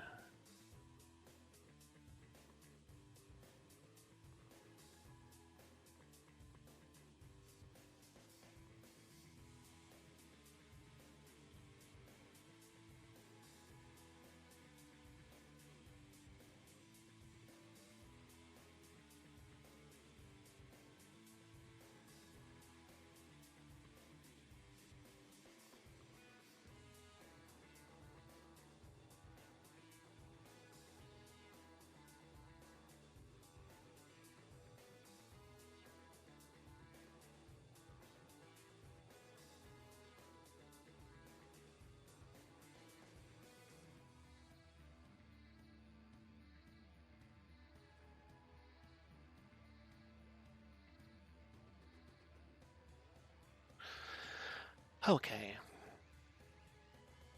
Back to this. So it's all red, and we're just trying to get some. Let's try to use, yeah, see, ground dirt. That's like exactly what I want. Let's look at the mask. Let's remove the grunge. So I got this here. There's a lot of texture. I don't know that I want to. Yeah, okay. It's cool. There's a lot of ambient occlusion. So now this is like removing it from the ambient occlusion. No, I don't want to remove it from the ambient occlusion. It's the positioning. There you go.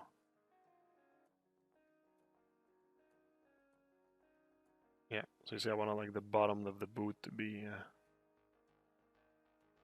Yes, texture, triplanar. I can see that it's actually... There we go. It was not...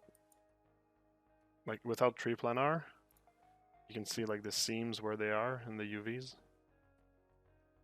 With triplanar, it's like boom.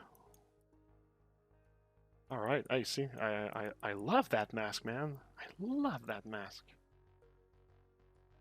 Now it's just a question of getting the right color. So I'm gonna get some like sand color there.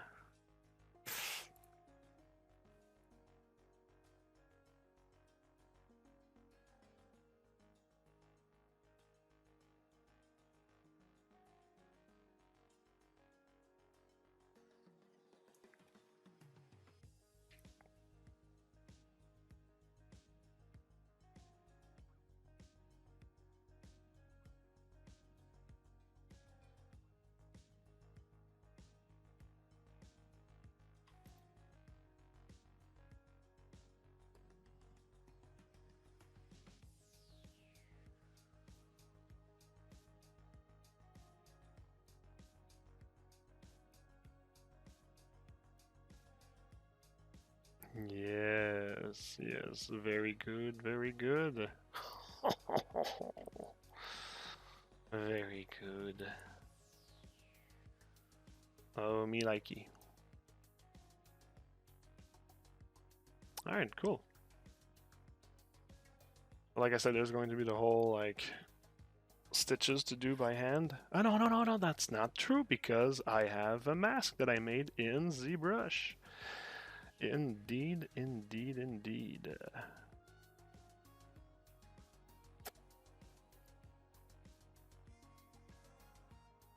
So yes. Oh wait. What I just added, I want it to be in the roughness as well. I keep forgetting that. Put it in the roughness.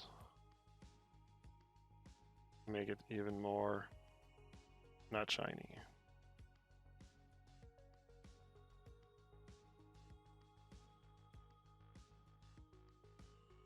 Alright, the stitches. Now I'm going to put the stitches. Oh, now this time it's actually going to be, I'm going to not put them in soft light, but really in normal. I'm going to have the stitches be like a super apparent color, like I do. And that's going to be called by color selection.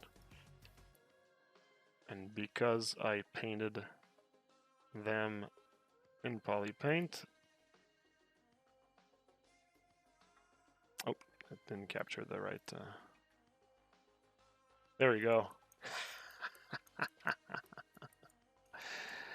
Sweet.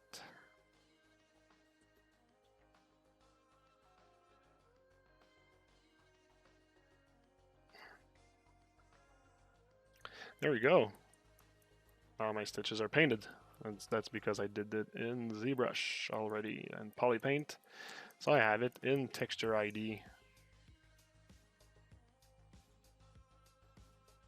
And now it's just a question of finding the color. Well, the color is going to be the actual color of the letters. It's just that the because this is like leather stitching compared to like this here, which is like more like cloth stitching. So this one is actually going to have the color of the leather. It's gonna pop out when I'm going to change the rest of the leather to the blue hue.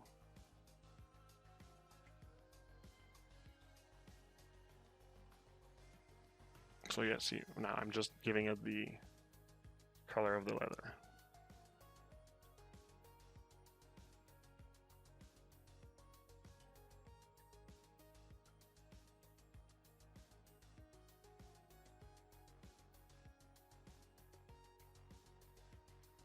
And now it's a question of, yeah, changing the hue. So this actually is going to be a part where I'm either going to be super happy or I'm going to want to to hit myself. All right, let's check it out. Plus we're on the 2-hour mark, so this is probably going to be the last thing we're going to do for today. I'm thinking of maybe coming back tomorrow if tomorrow's chill enough, but you see, like, I'm just looking at all the emails like coming in, and I need to go back to be the boss man very soon.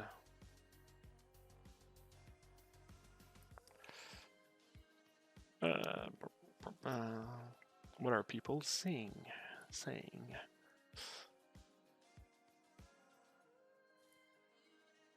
Nice character. Do you use multiple UV sets? Yes, it's all UDIMs. There's a ton of UDIMs. If you look at, for example, the armor, see, there's like 8 UDIMs just for the armor part. So that's the armor part, and there's 8 UDIMs. That's because I did a decimation from ZBrush. My model is just a decimation in ZBrush, and the texture is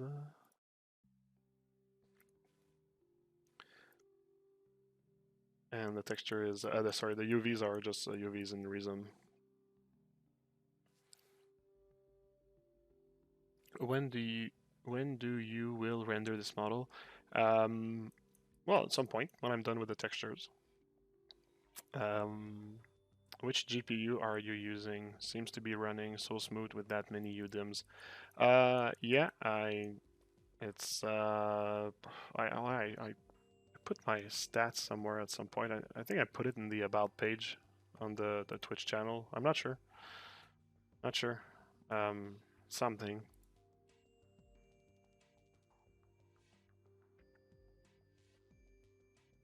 Let's see.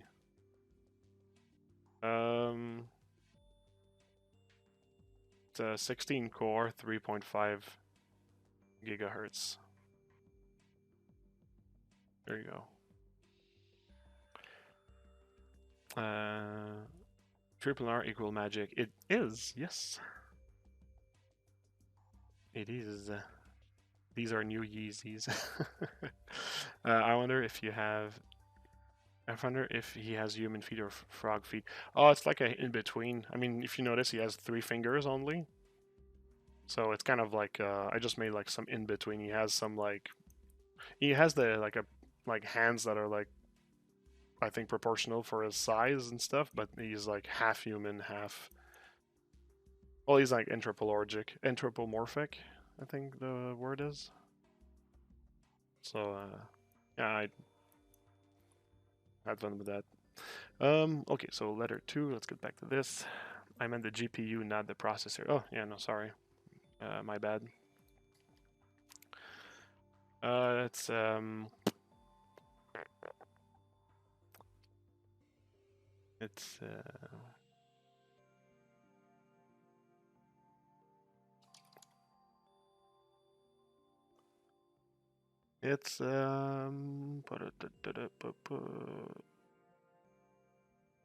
wait.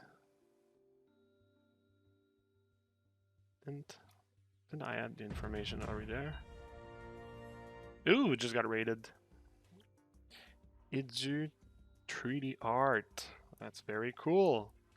That's very cool. Thanks for the raid. I'm being attacked. GPU, there you go. Yeah, NVIDIA GeForce RTX 2080 Ti. There you go. So it's not the newest one, but it's pretty decent. I mean, I can play most games at pretty high level, and it's fun, fun. Well, you know what? You gave it a shot. 4 3D, you gave it a shot.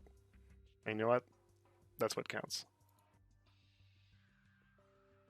Okay, so yeah, let's go and change that hue color. You know what? I don't want to just like change the color on the letter here. I actually am going to, well, maybe I should just do that. Yeah.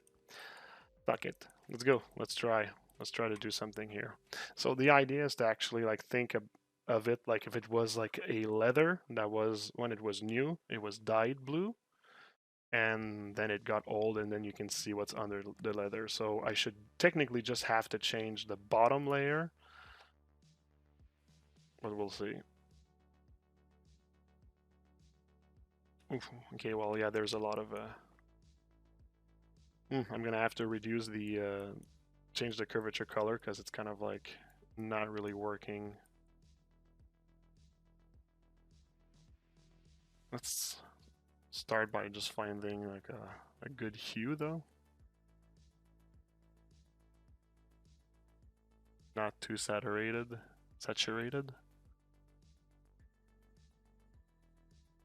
That could work, this one. Maybe less saturated even. Darker.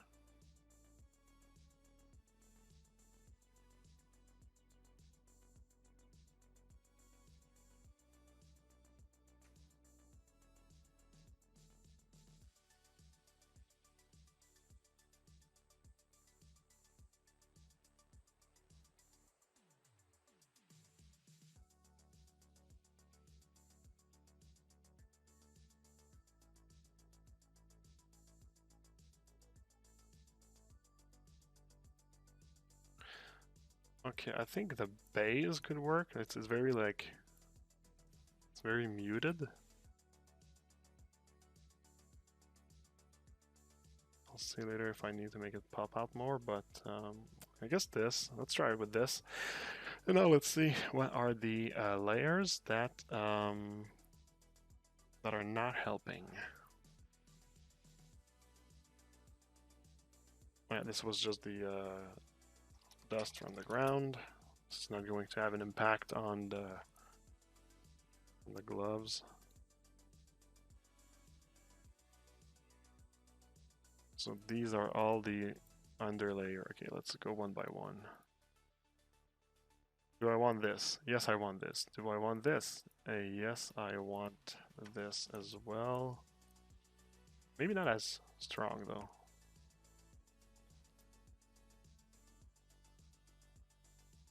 Or maybe it's just because it's let's do it like a colder. Yeah. Let's just reduce the global balance. Yeah. That's fine. Now the curvature. Now this, see, this is like the warm color of it. I'm not sure. This is just supposed to be like the letter that's kind of like getting like scratched a bit, so it should be just like a bit like of a lighter color, but of the same.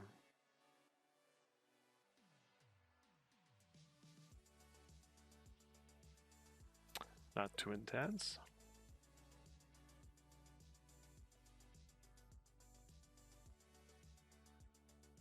Let's just reduce the opacity at this point. There we go. Color variation. And now the color variation is going to be also something somewhat close.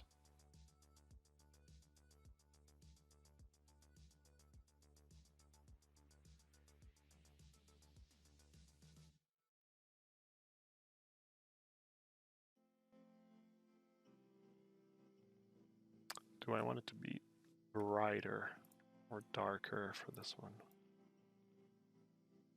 Oh no, that's kind of good. Maybe yeah.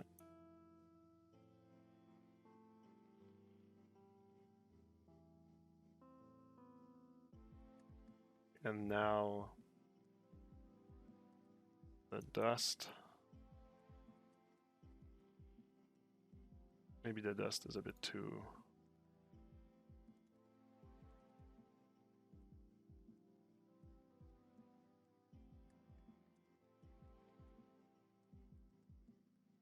And the stitches are, let's make the stitches darker. Yeah, there we go.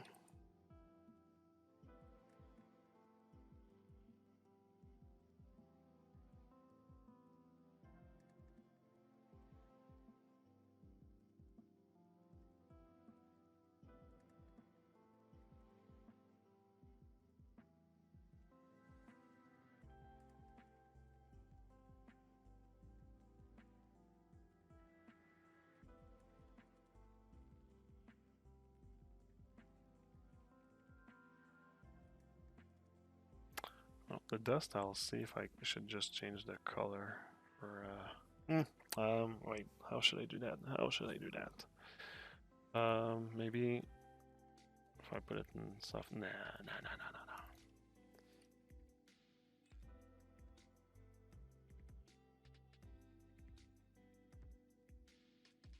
Oh, light dodge. Oh, maybe.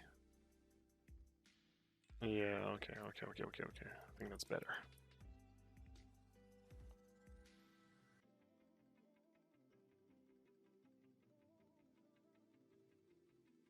It really tones down the dirt though, but I think it's gonna be fine like this.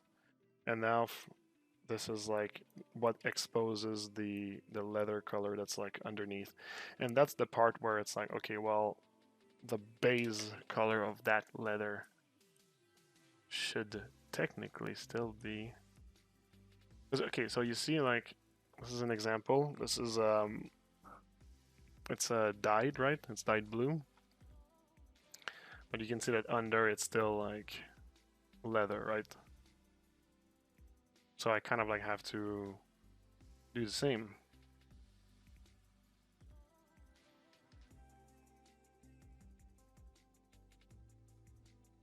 So it makes me kind of like want to add something when I look at that ref. So let's put this away for a second. Just want to add another curvature thing here.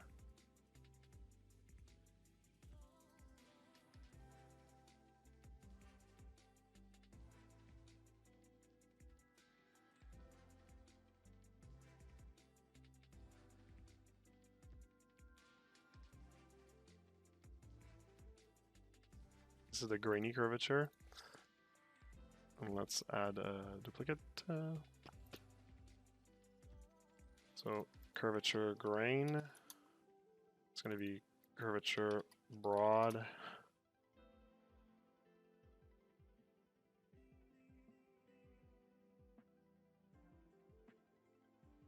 We're going to make it a super apparent color once again.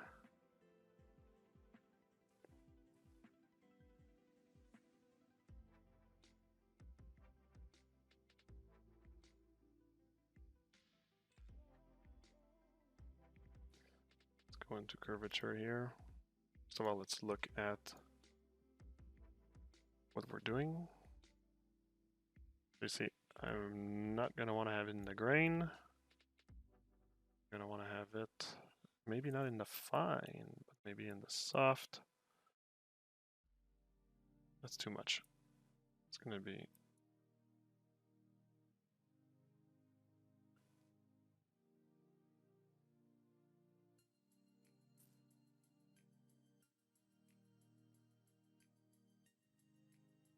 yeah, it's going to be in the fine here.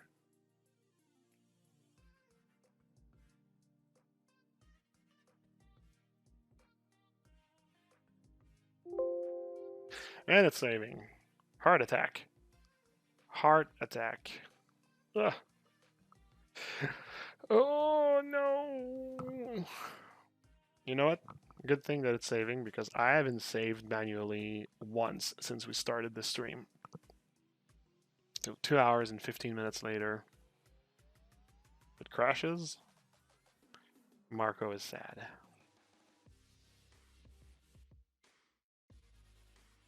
So once again, I just want to repeat one thing, is that like what I'm doing right now is I'm just placing all the stuff in place. So for example, if I had all of the smart material created already, I could just like slap them on, calibrate things a little bit, but I'm just going a bit of the long way by creating all themselves. Creating them all, I mean.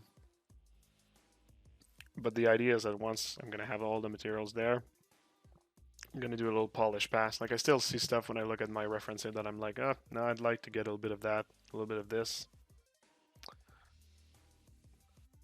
Did you have to UV it manually, by the way? No, I used the Rhythm. There's like one of the streams that I show like my my settings and everything. Plus also, I mean, we have a tutorial about that technique. You don't need to watch like all the streams and find the answers. You can just go on the links at the bottom of the screen, go on our Gumroad or the Chaos Masons page, and buy the tutorial that's called Mother. It's the one that talks about how to texture in Arnold, how to texture like this and render in Arnold. No problem, no problem. Okay, so I think this is still too. Yeah. I think it's just that I wanted. Okay, cool. Now let's go see. Oh.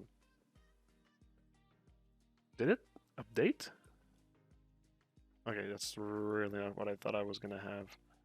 Alright, whatever. Let's try to give it like its color anyway. Oh, and this is not going to affect the roughness.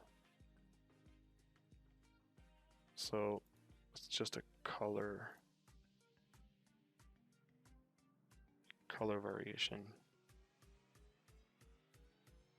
And I would actually not mind having this mask on a folder, and I think I know what I'm gonna do. Okay, so I'm going to, yeah, there we go. Okay, so I'm going to create a folder, which is going to be color var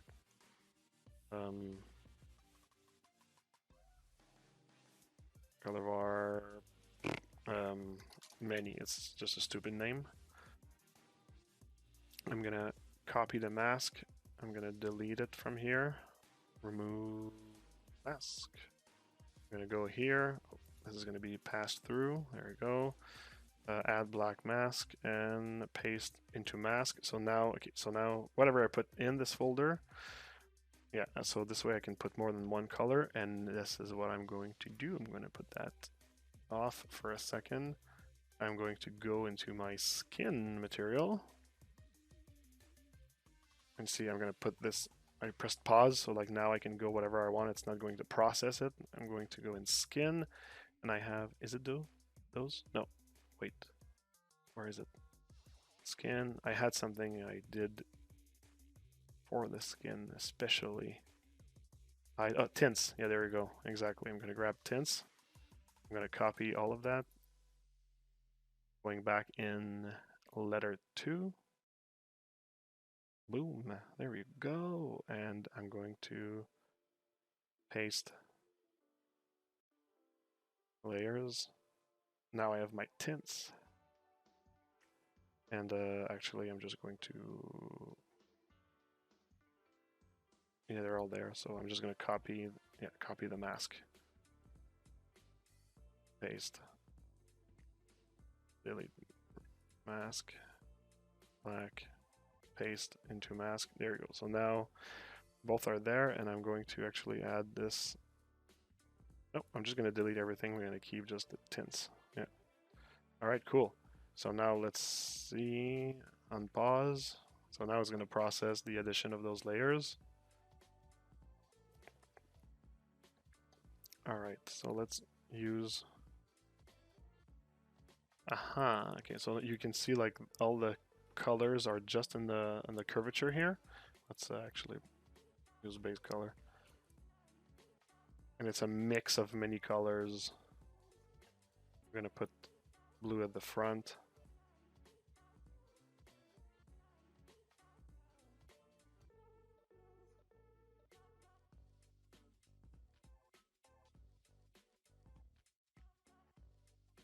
Yes, and it's a little bit richer now.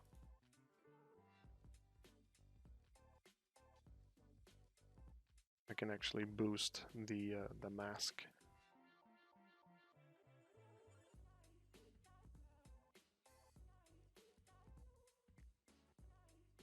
It's a bit green.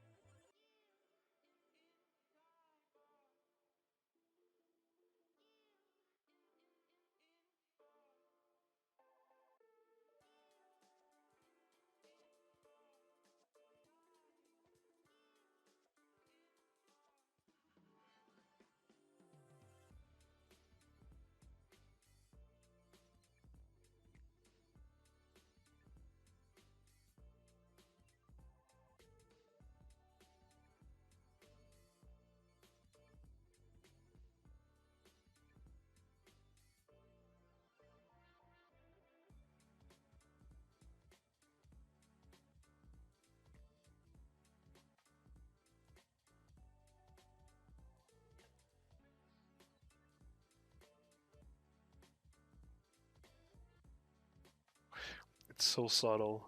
It's so subtle at the end, but I'm not done, by the way. This is not the subtle part. And I reduce the pass-through here. Yeah, there we go. It's like adding curvature, but a mask instead.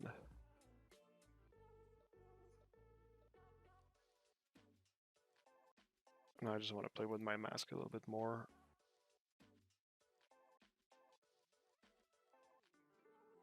Add some blur.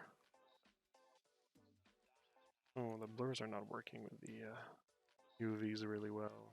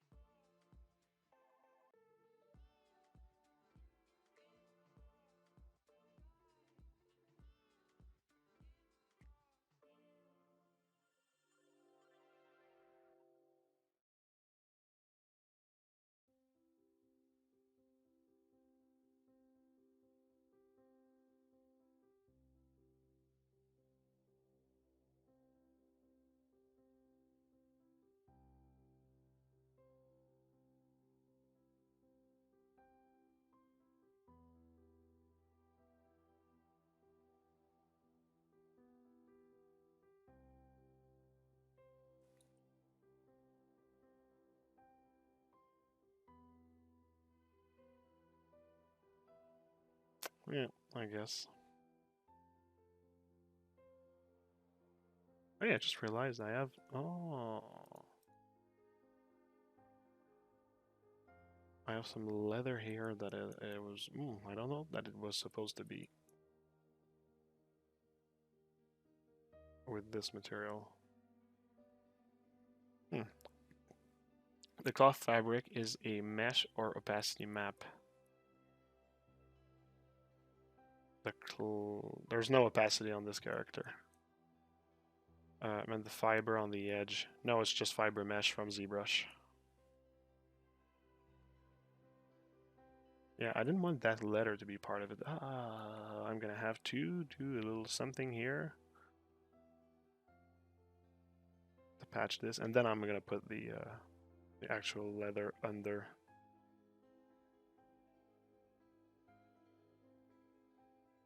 Oh, I actually have other stuff on this. Let me hide everything for a sec.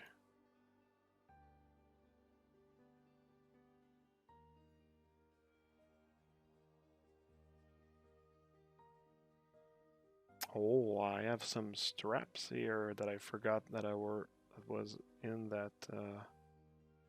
Okay, all right. Yeah, I forgot those straps. So I'll need the metal and all that stuff. Okay, I'll need to go and fix this. Now I guess. Okay, I'll fix that.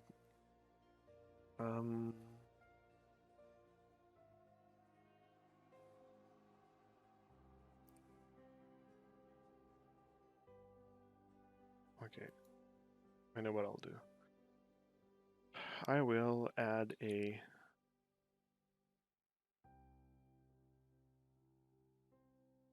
filter. No, not on this. I want the layer to be a filter.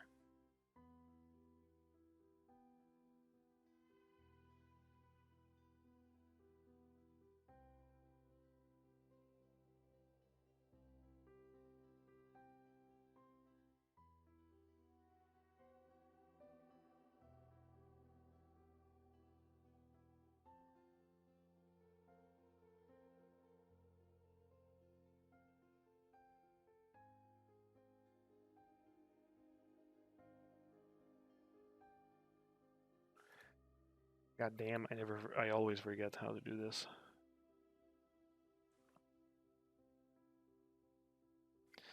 I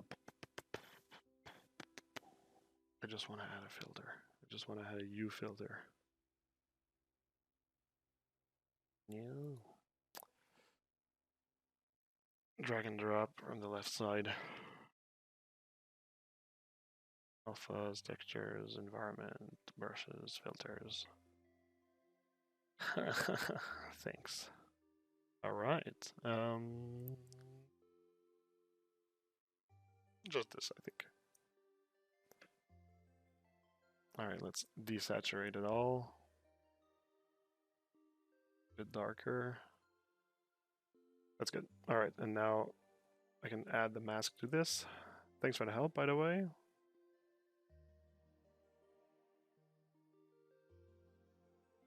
From one Marco to the other. Thanks for the help.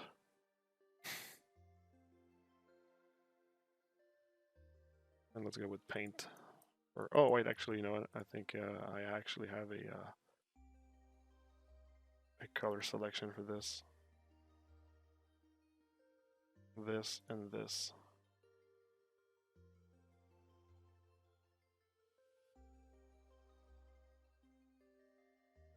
Oh wait, you know what? No, that's gonna be better if I go by paint.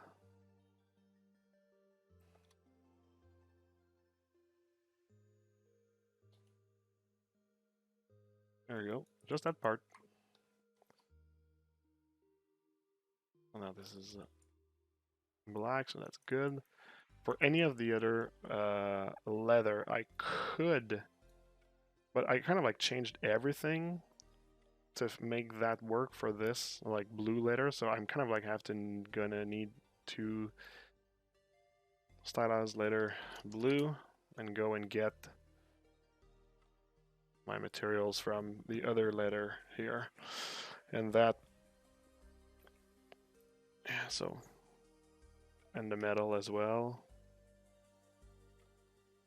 I'm going to have to add a material for the diamond. So we have stylized letter blue. I'm going to do paste layers. Stylized letter blue is going to be on top, and I'm going to mask it and use color selection to tell him color selection, or no, I'll use the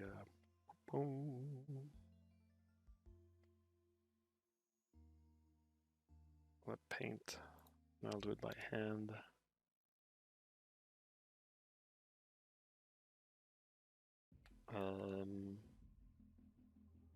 Are you working? Oh, okay. Yes, it does.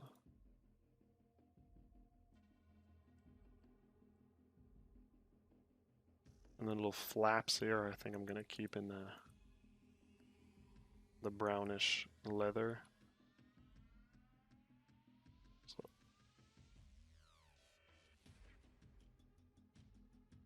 yeah. So I'm actually going to make it a little bit lighter. So I'm gonna go here and stylize leather.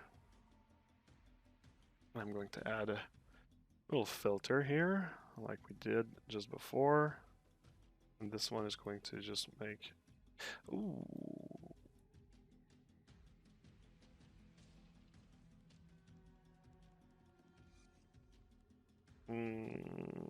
Actually, I'm going to put it only for changing my base color. I'm going to put the mask right now on it. Black with, once again, add paint. Add it manually. You. And you.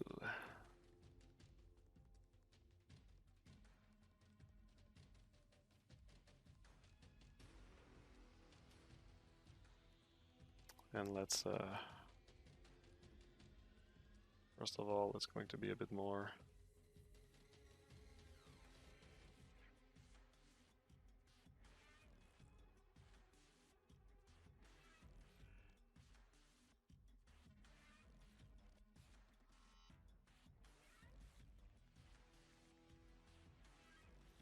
Come on, just give me something that's...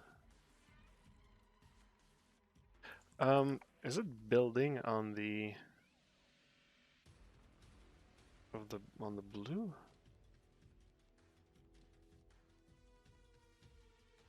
I don't know. Okay, why is it doing this then?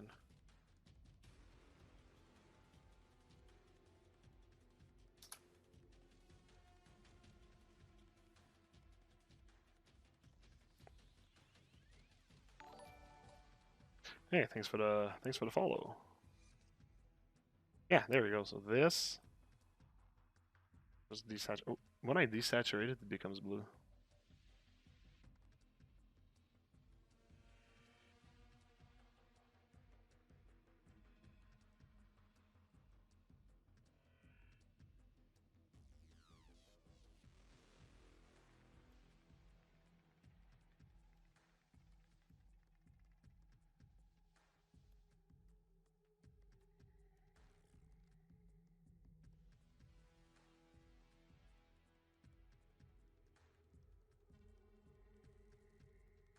Oh, okay.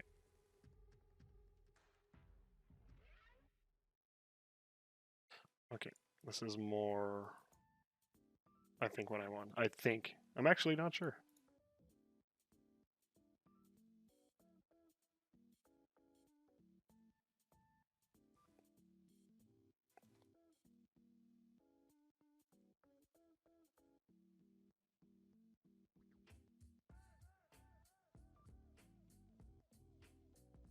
And it's kind of like a yellowish tint that he has on the concept, but I'm not gonna go for yellow.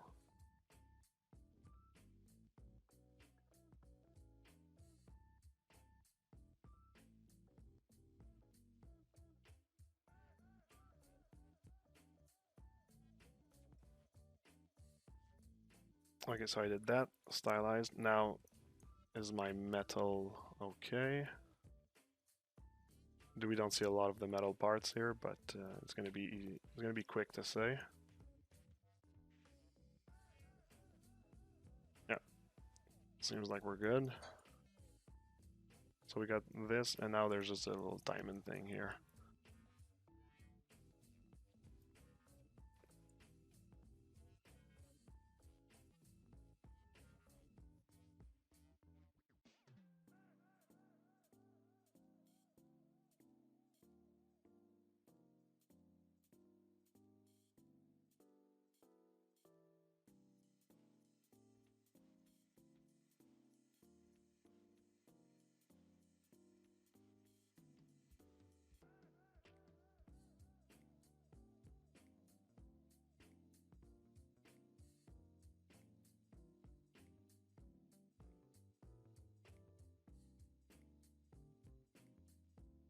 Do we have a little smart material for jewels?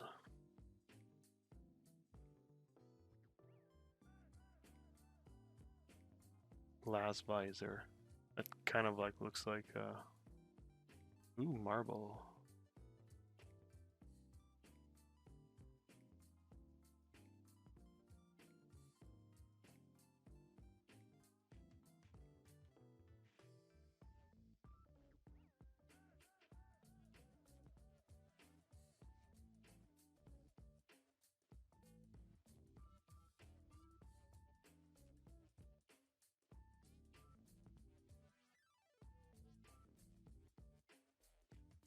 Whoopsie.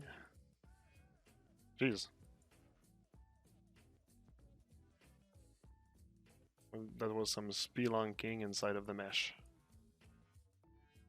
Alright, so little diamond here.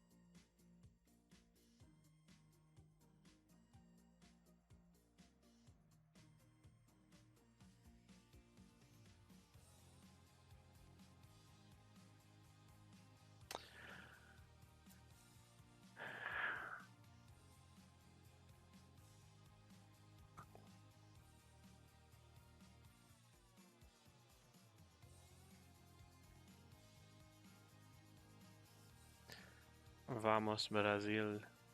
Is someone listening to the World Cup?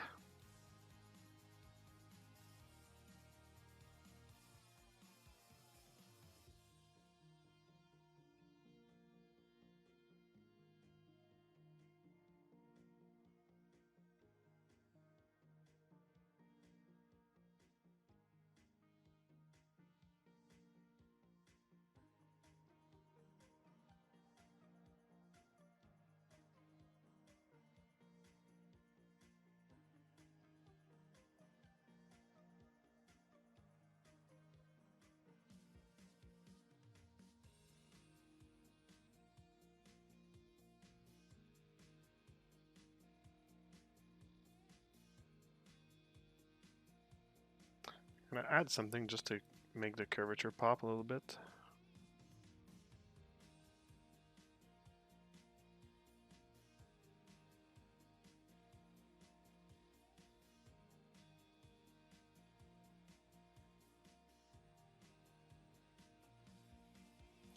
I'll do it myself.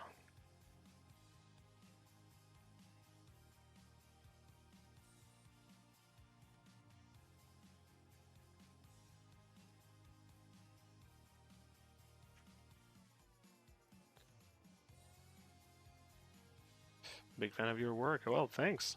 Thanks, that's appreciated. It's always appreciated.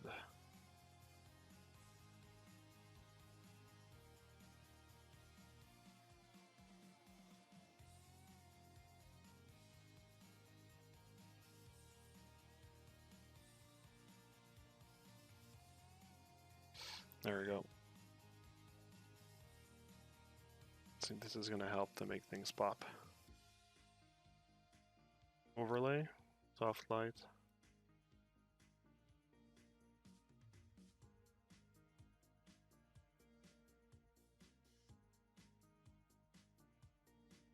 Color dodge.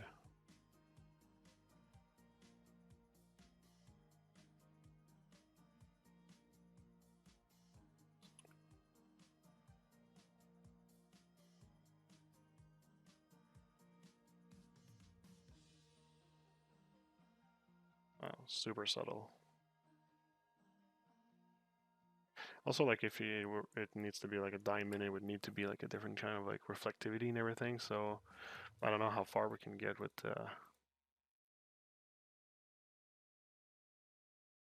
this really looking like a diamond.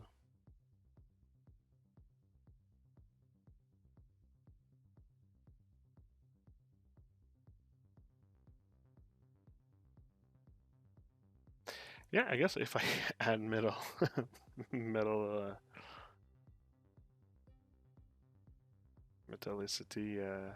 that's probably going to be better.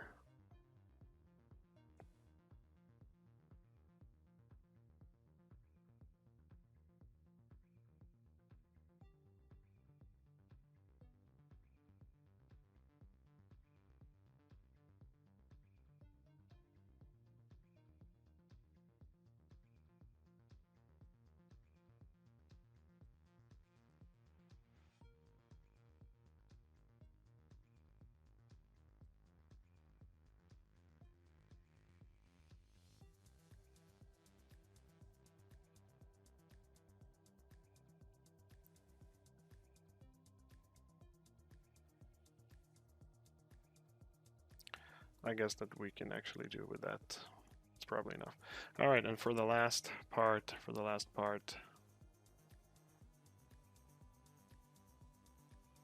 yeah, I could put some emissive. The emissive I'll just put in the render though, in the render engine. I mean. Okay, and now for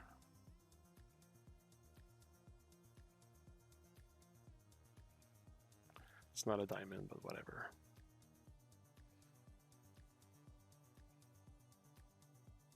This guy here. All right.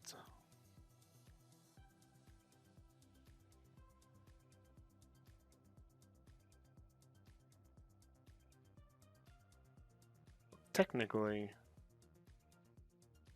wow. Hey there, Froggy. Yeah, so technically it's like that should be the color that's under the this material.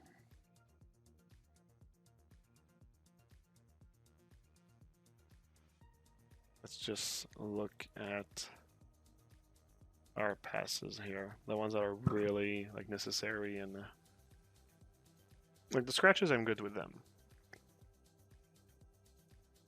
Maybe the scratches could be like more white, like if it actually did not remove completely like the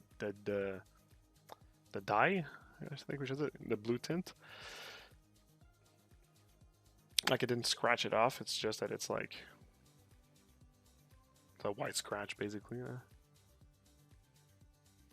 These actually, I wonder if we should reduce the saturation of those.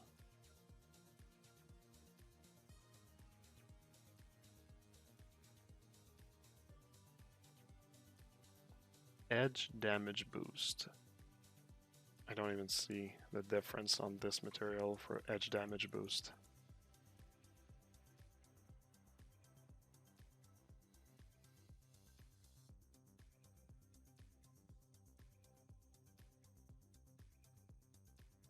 Oh, wait.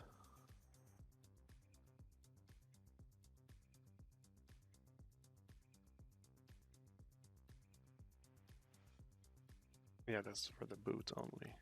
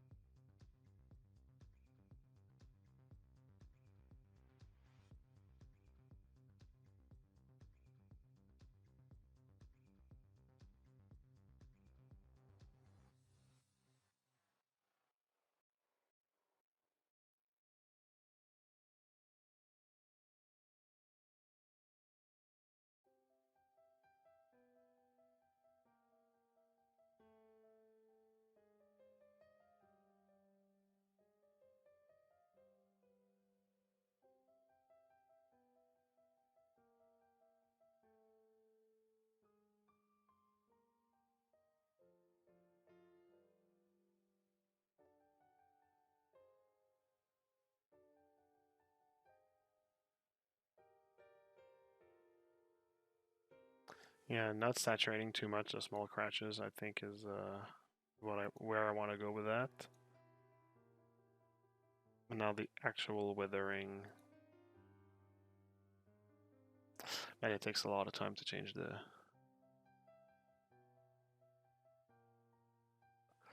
Love the gold matte and the paint you did in the face is very sick. Thanks. Much appreciated.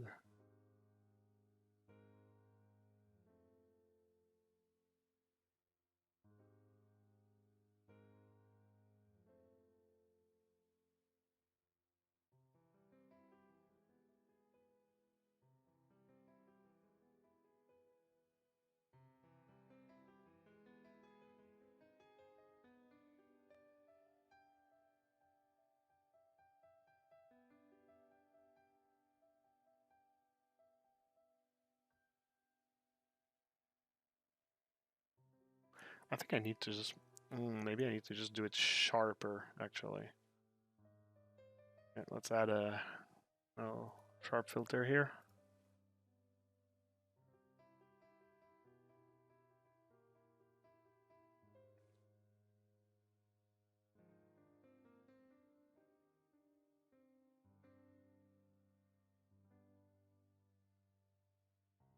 This is just a mask that I'm sharpening. And we're saving again. We are saving again. Wow, I'm at... Oh, shit. I'm at almost at 3 hours. Yeah, I really have to stop that soon. God.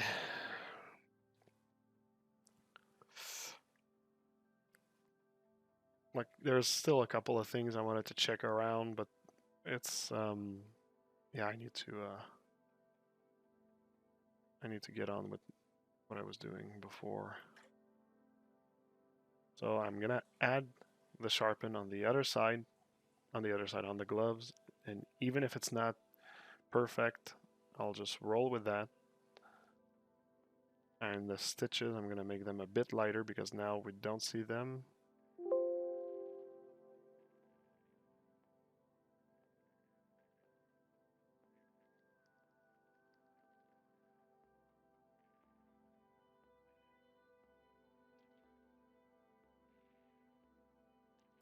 Come on.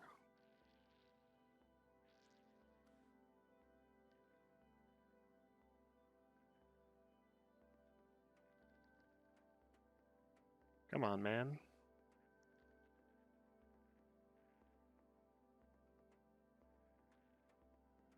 Okay, seriously, come on.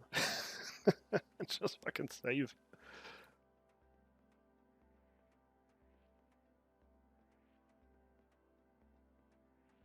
All right.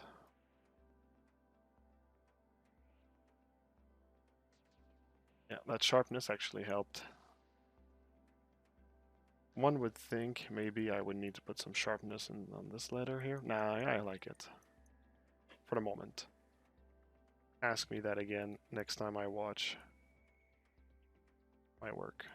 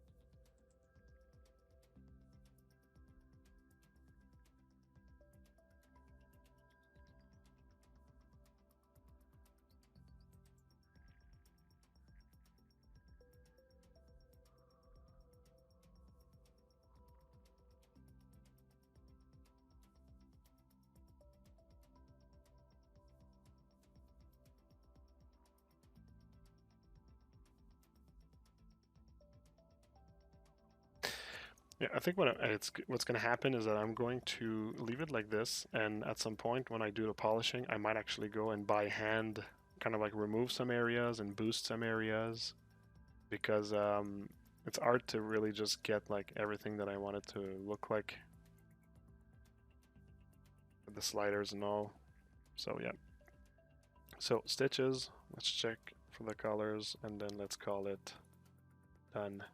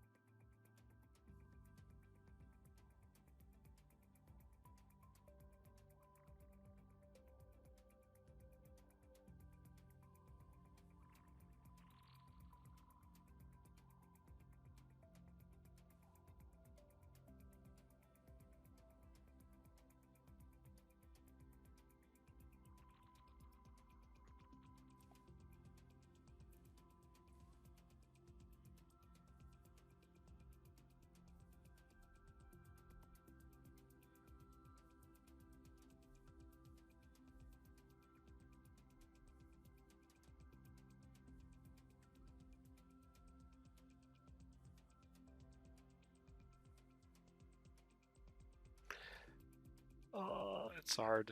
It's hard.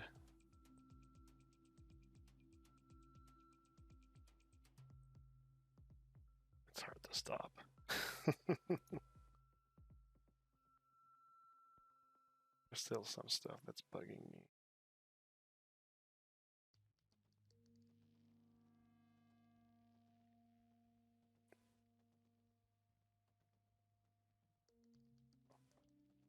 Okay. Well, you know what? Like I said, at some point I have to stop and look at it another time. And this is what I think I'm gonna need to do at this point. So yeah, we have the leather. That's good. That's good. Letter's done. I mean, like I said, when you have well, letter's done, except for the polishing. But at least like all the like important pieces are there. And so yeah, last time we did the skin and the metal. Now we did the leather. So that's cool. That's cool. Let me save that for reals. For realsies.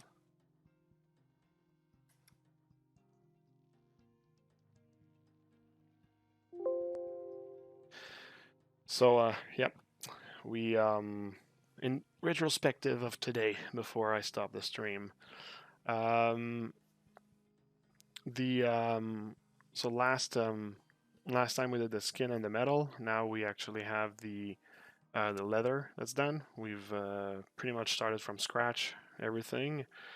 I'm going to have to take a look at it again later when everything is done and how it looks globally to kind of like calibrate it everywhere to see if I could just polish a few more things, because when I'm working on something for too long, like my eyes, they actually get used to what it looks like, and I'm losing objectivity.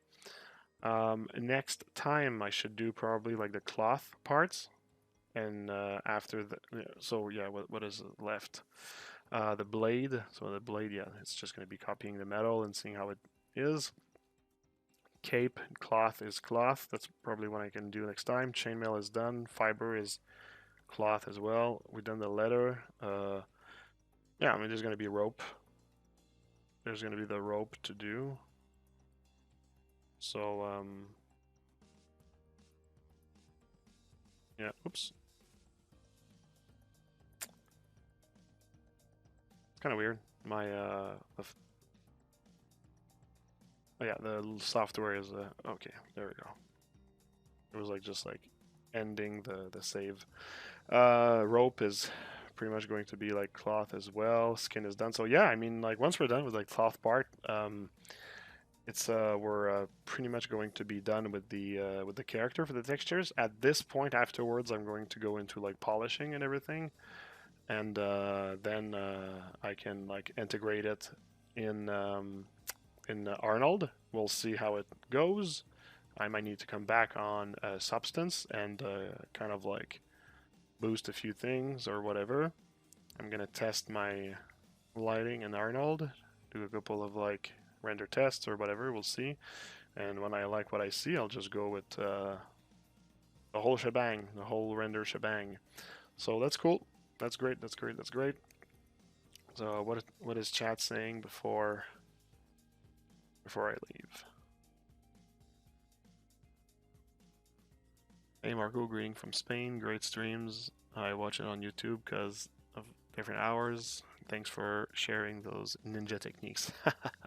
That's cool. No problem, Dave. David. It's all good. Jacob, 14 gigabyte file. Yeah, the textures are crazy big. That's the one thing from my technique is just like the one substance file is, yeah, it's pretty intense. Is it going to be recorded? Yeah, I'm recording it. I'm going to put it on YouTube. Since I missed last week for the Twitch stream, I'm going to upload this now to YouTube. And I might actually tomorrow do another stream, which I'm going to put on YouTube next week. Like normally, there's always like a week of delay between when I post and when I stream. So or when I stream and when I post, I should say. So yeah, that's it. So anyways, thanks for joining everyone. That's pretty cool. It's pretty rad. So a little bit of a promotional stuff here. We still have War that's on pre-order. War from the Four Horsemen. So for anybody who actually uh,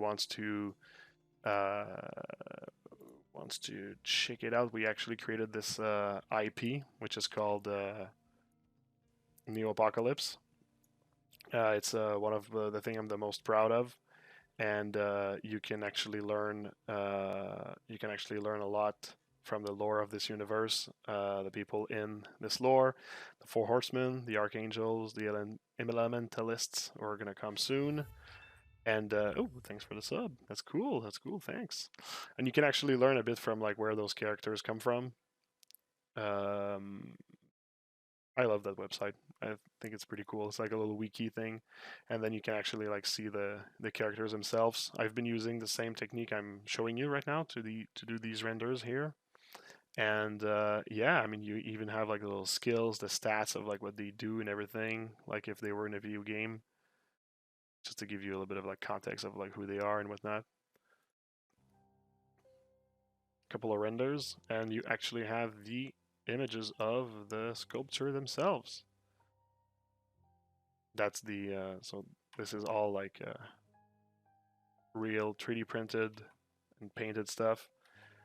And this guy is going to be coming to pre-order in the near future. But we have War from the Four Horsemen, who's actually ready for pre-orders.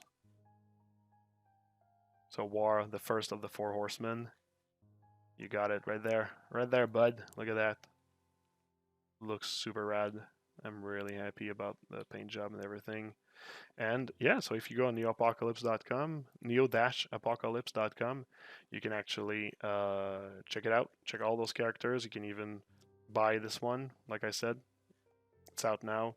So go on like any of the links below, and you'll have one of the links that's actually learn about New Apocalypse. Click on it.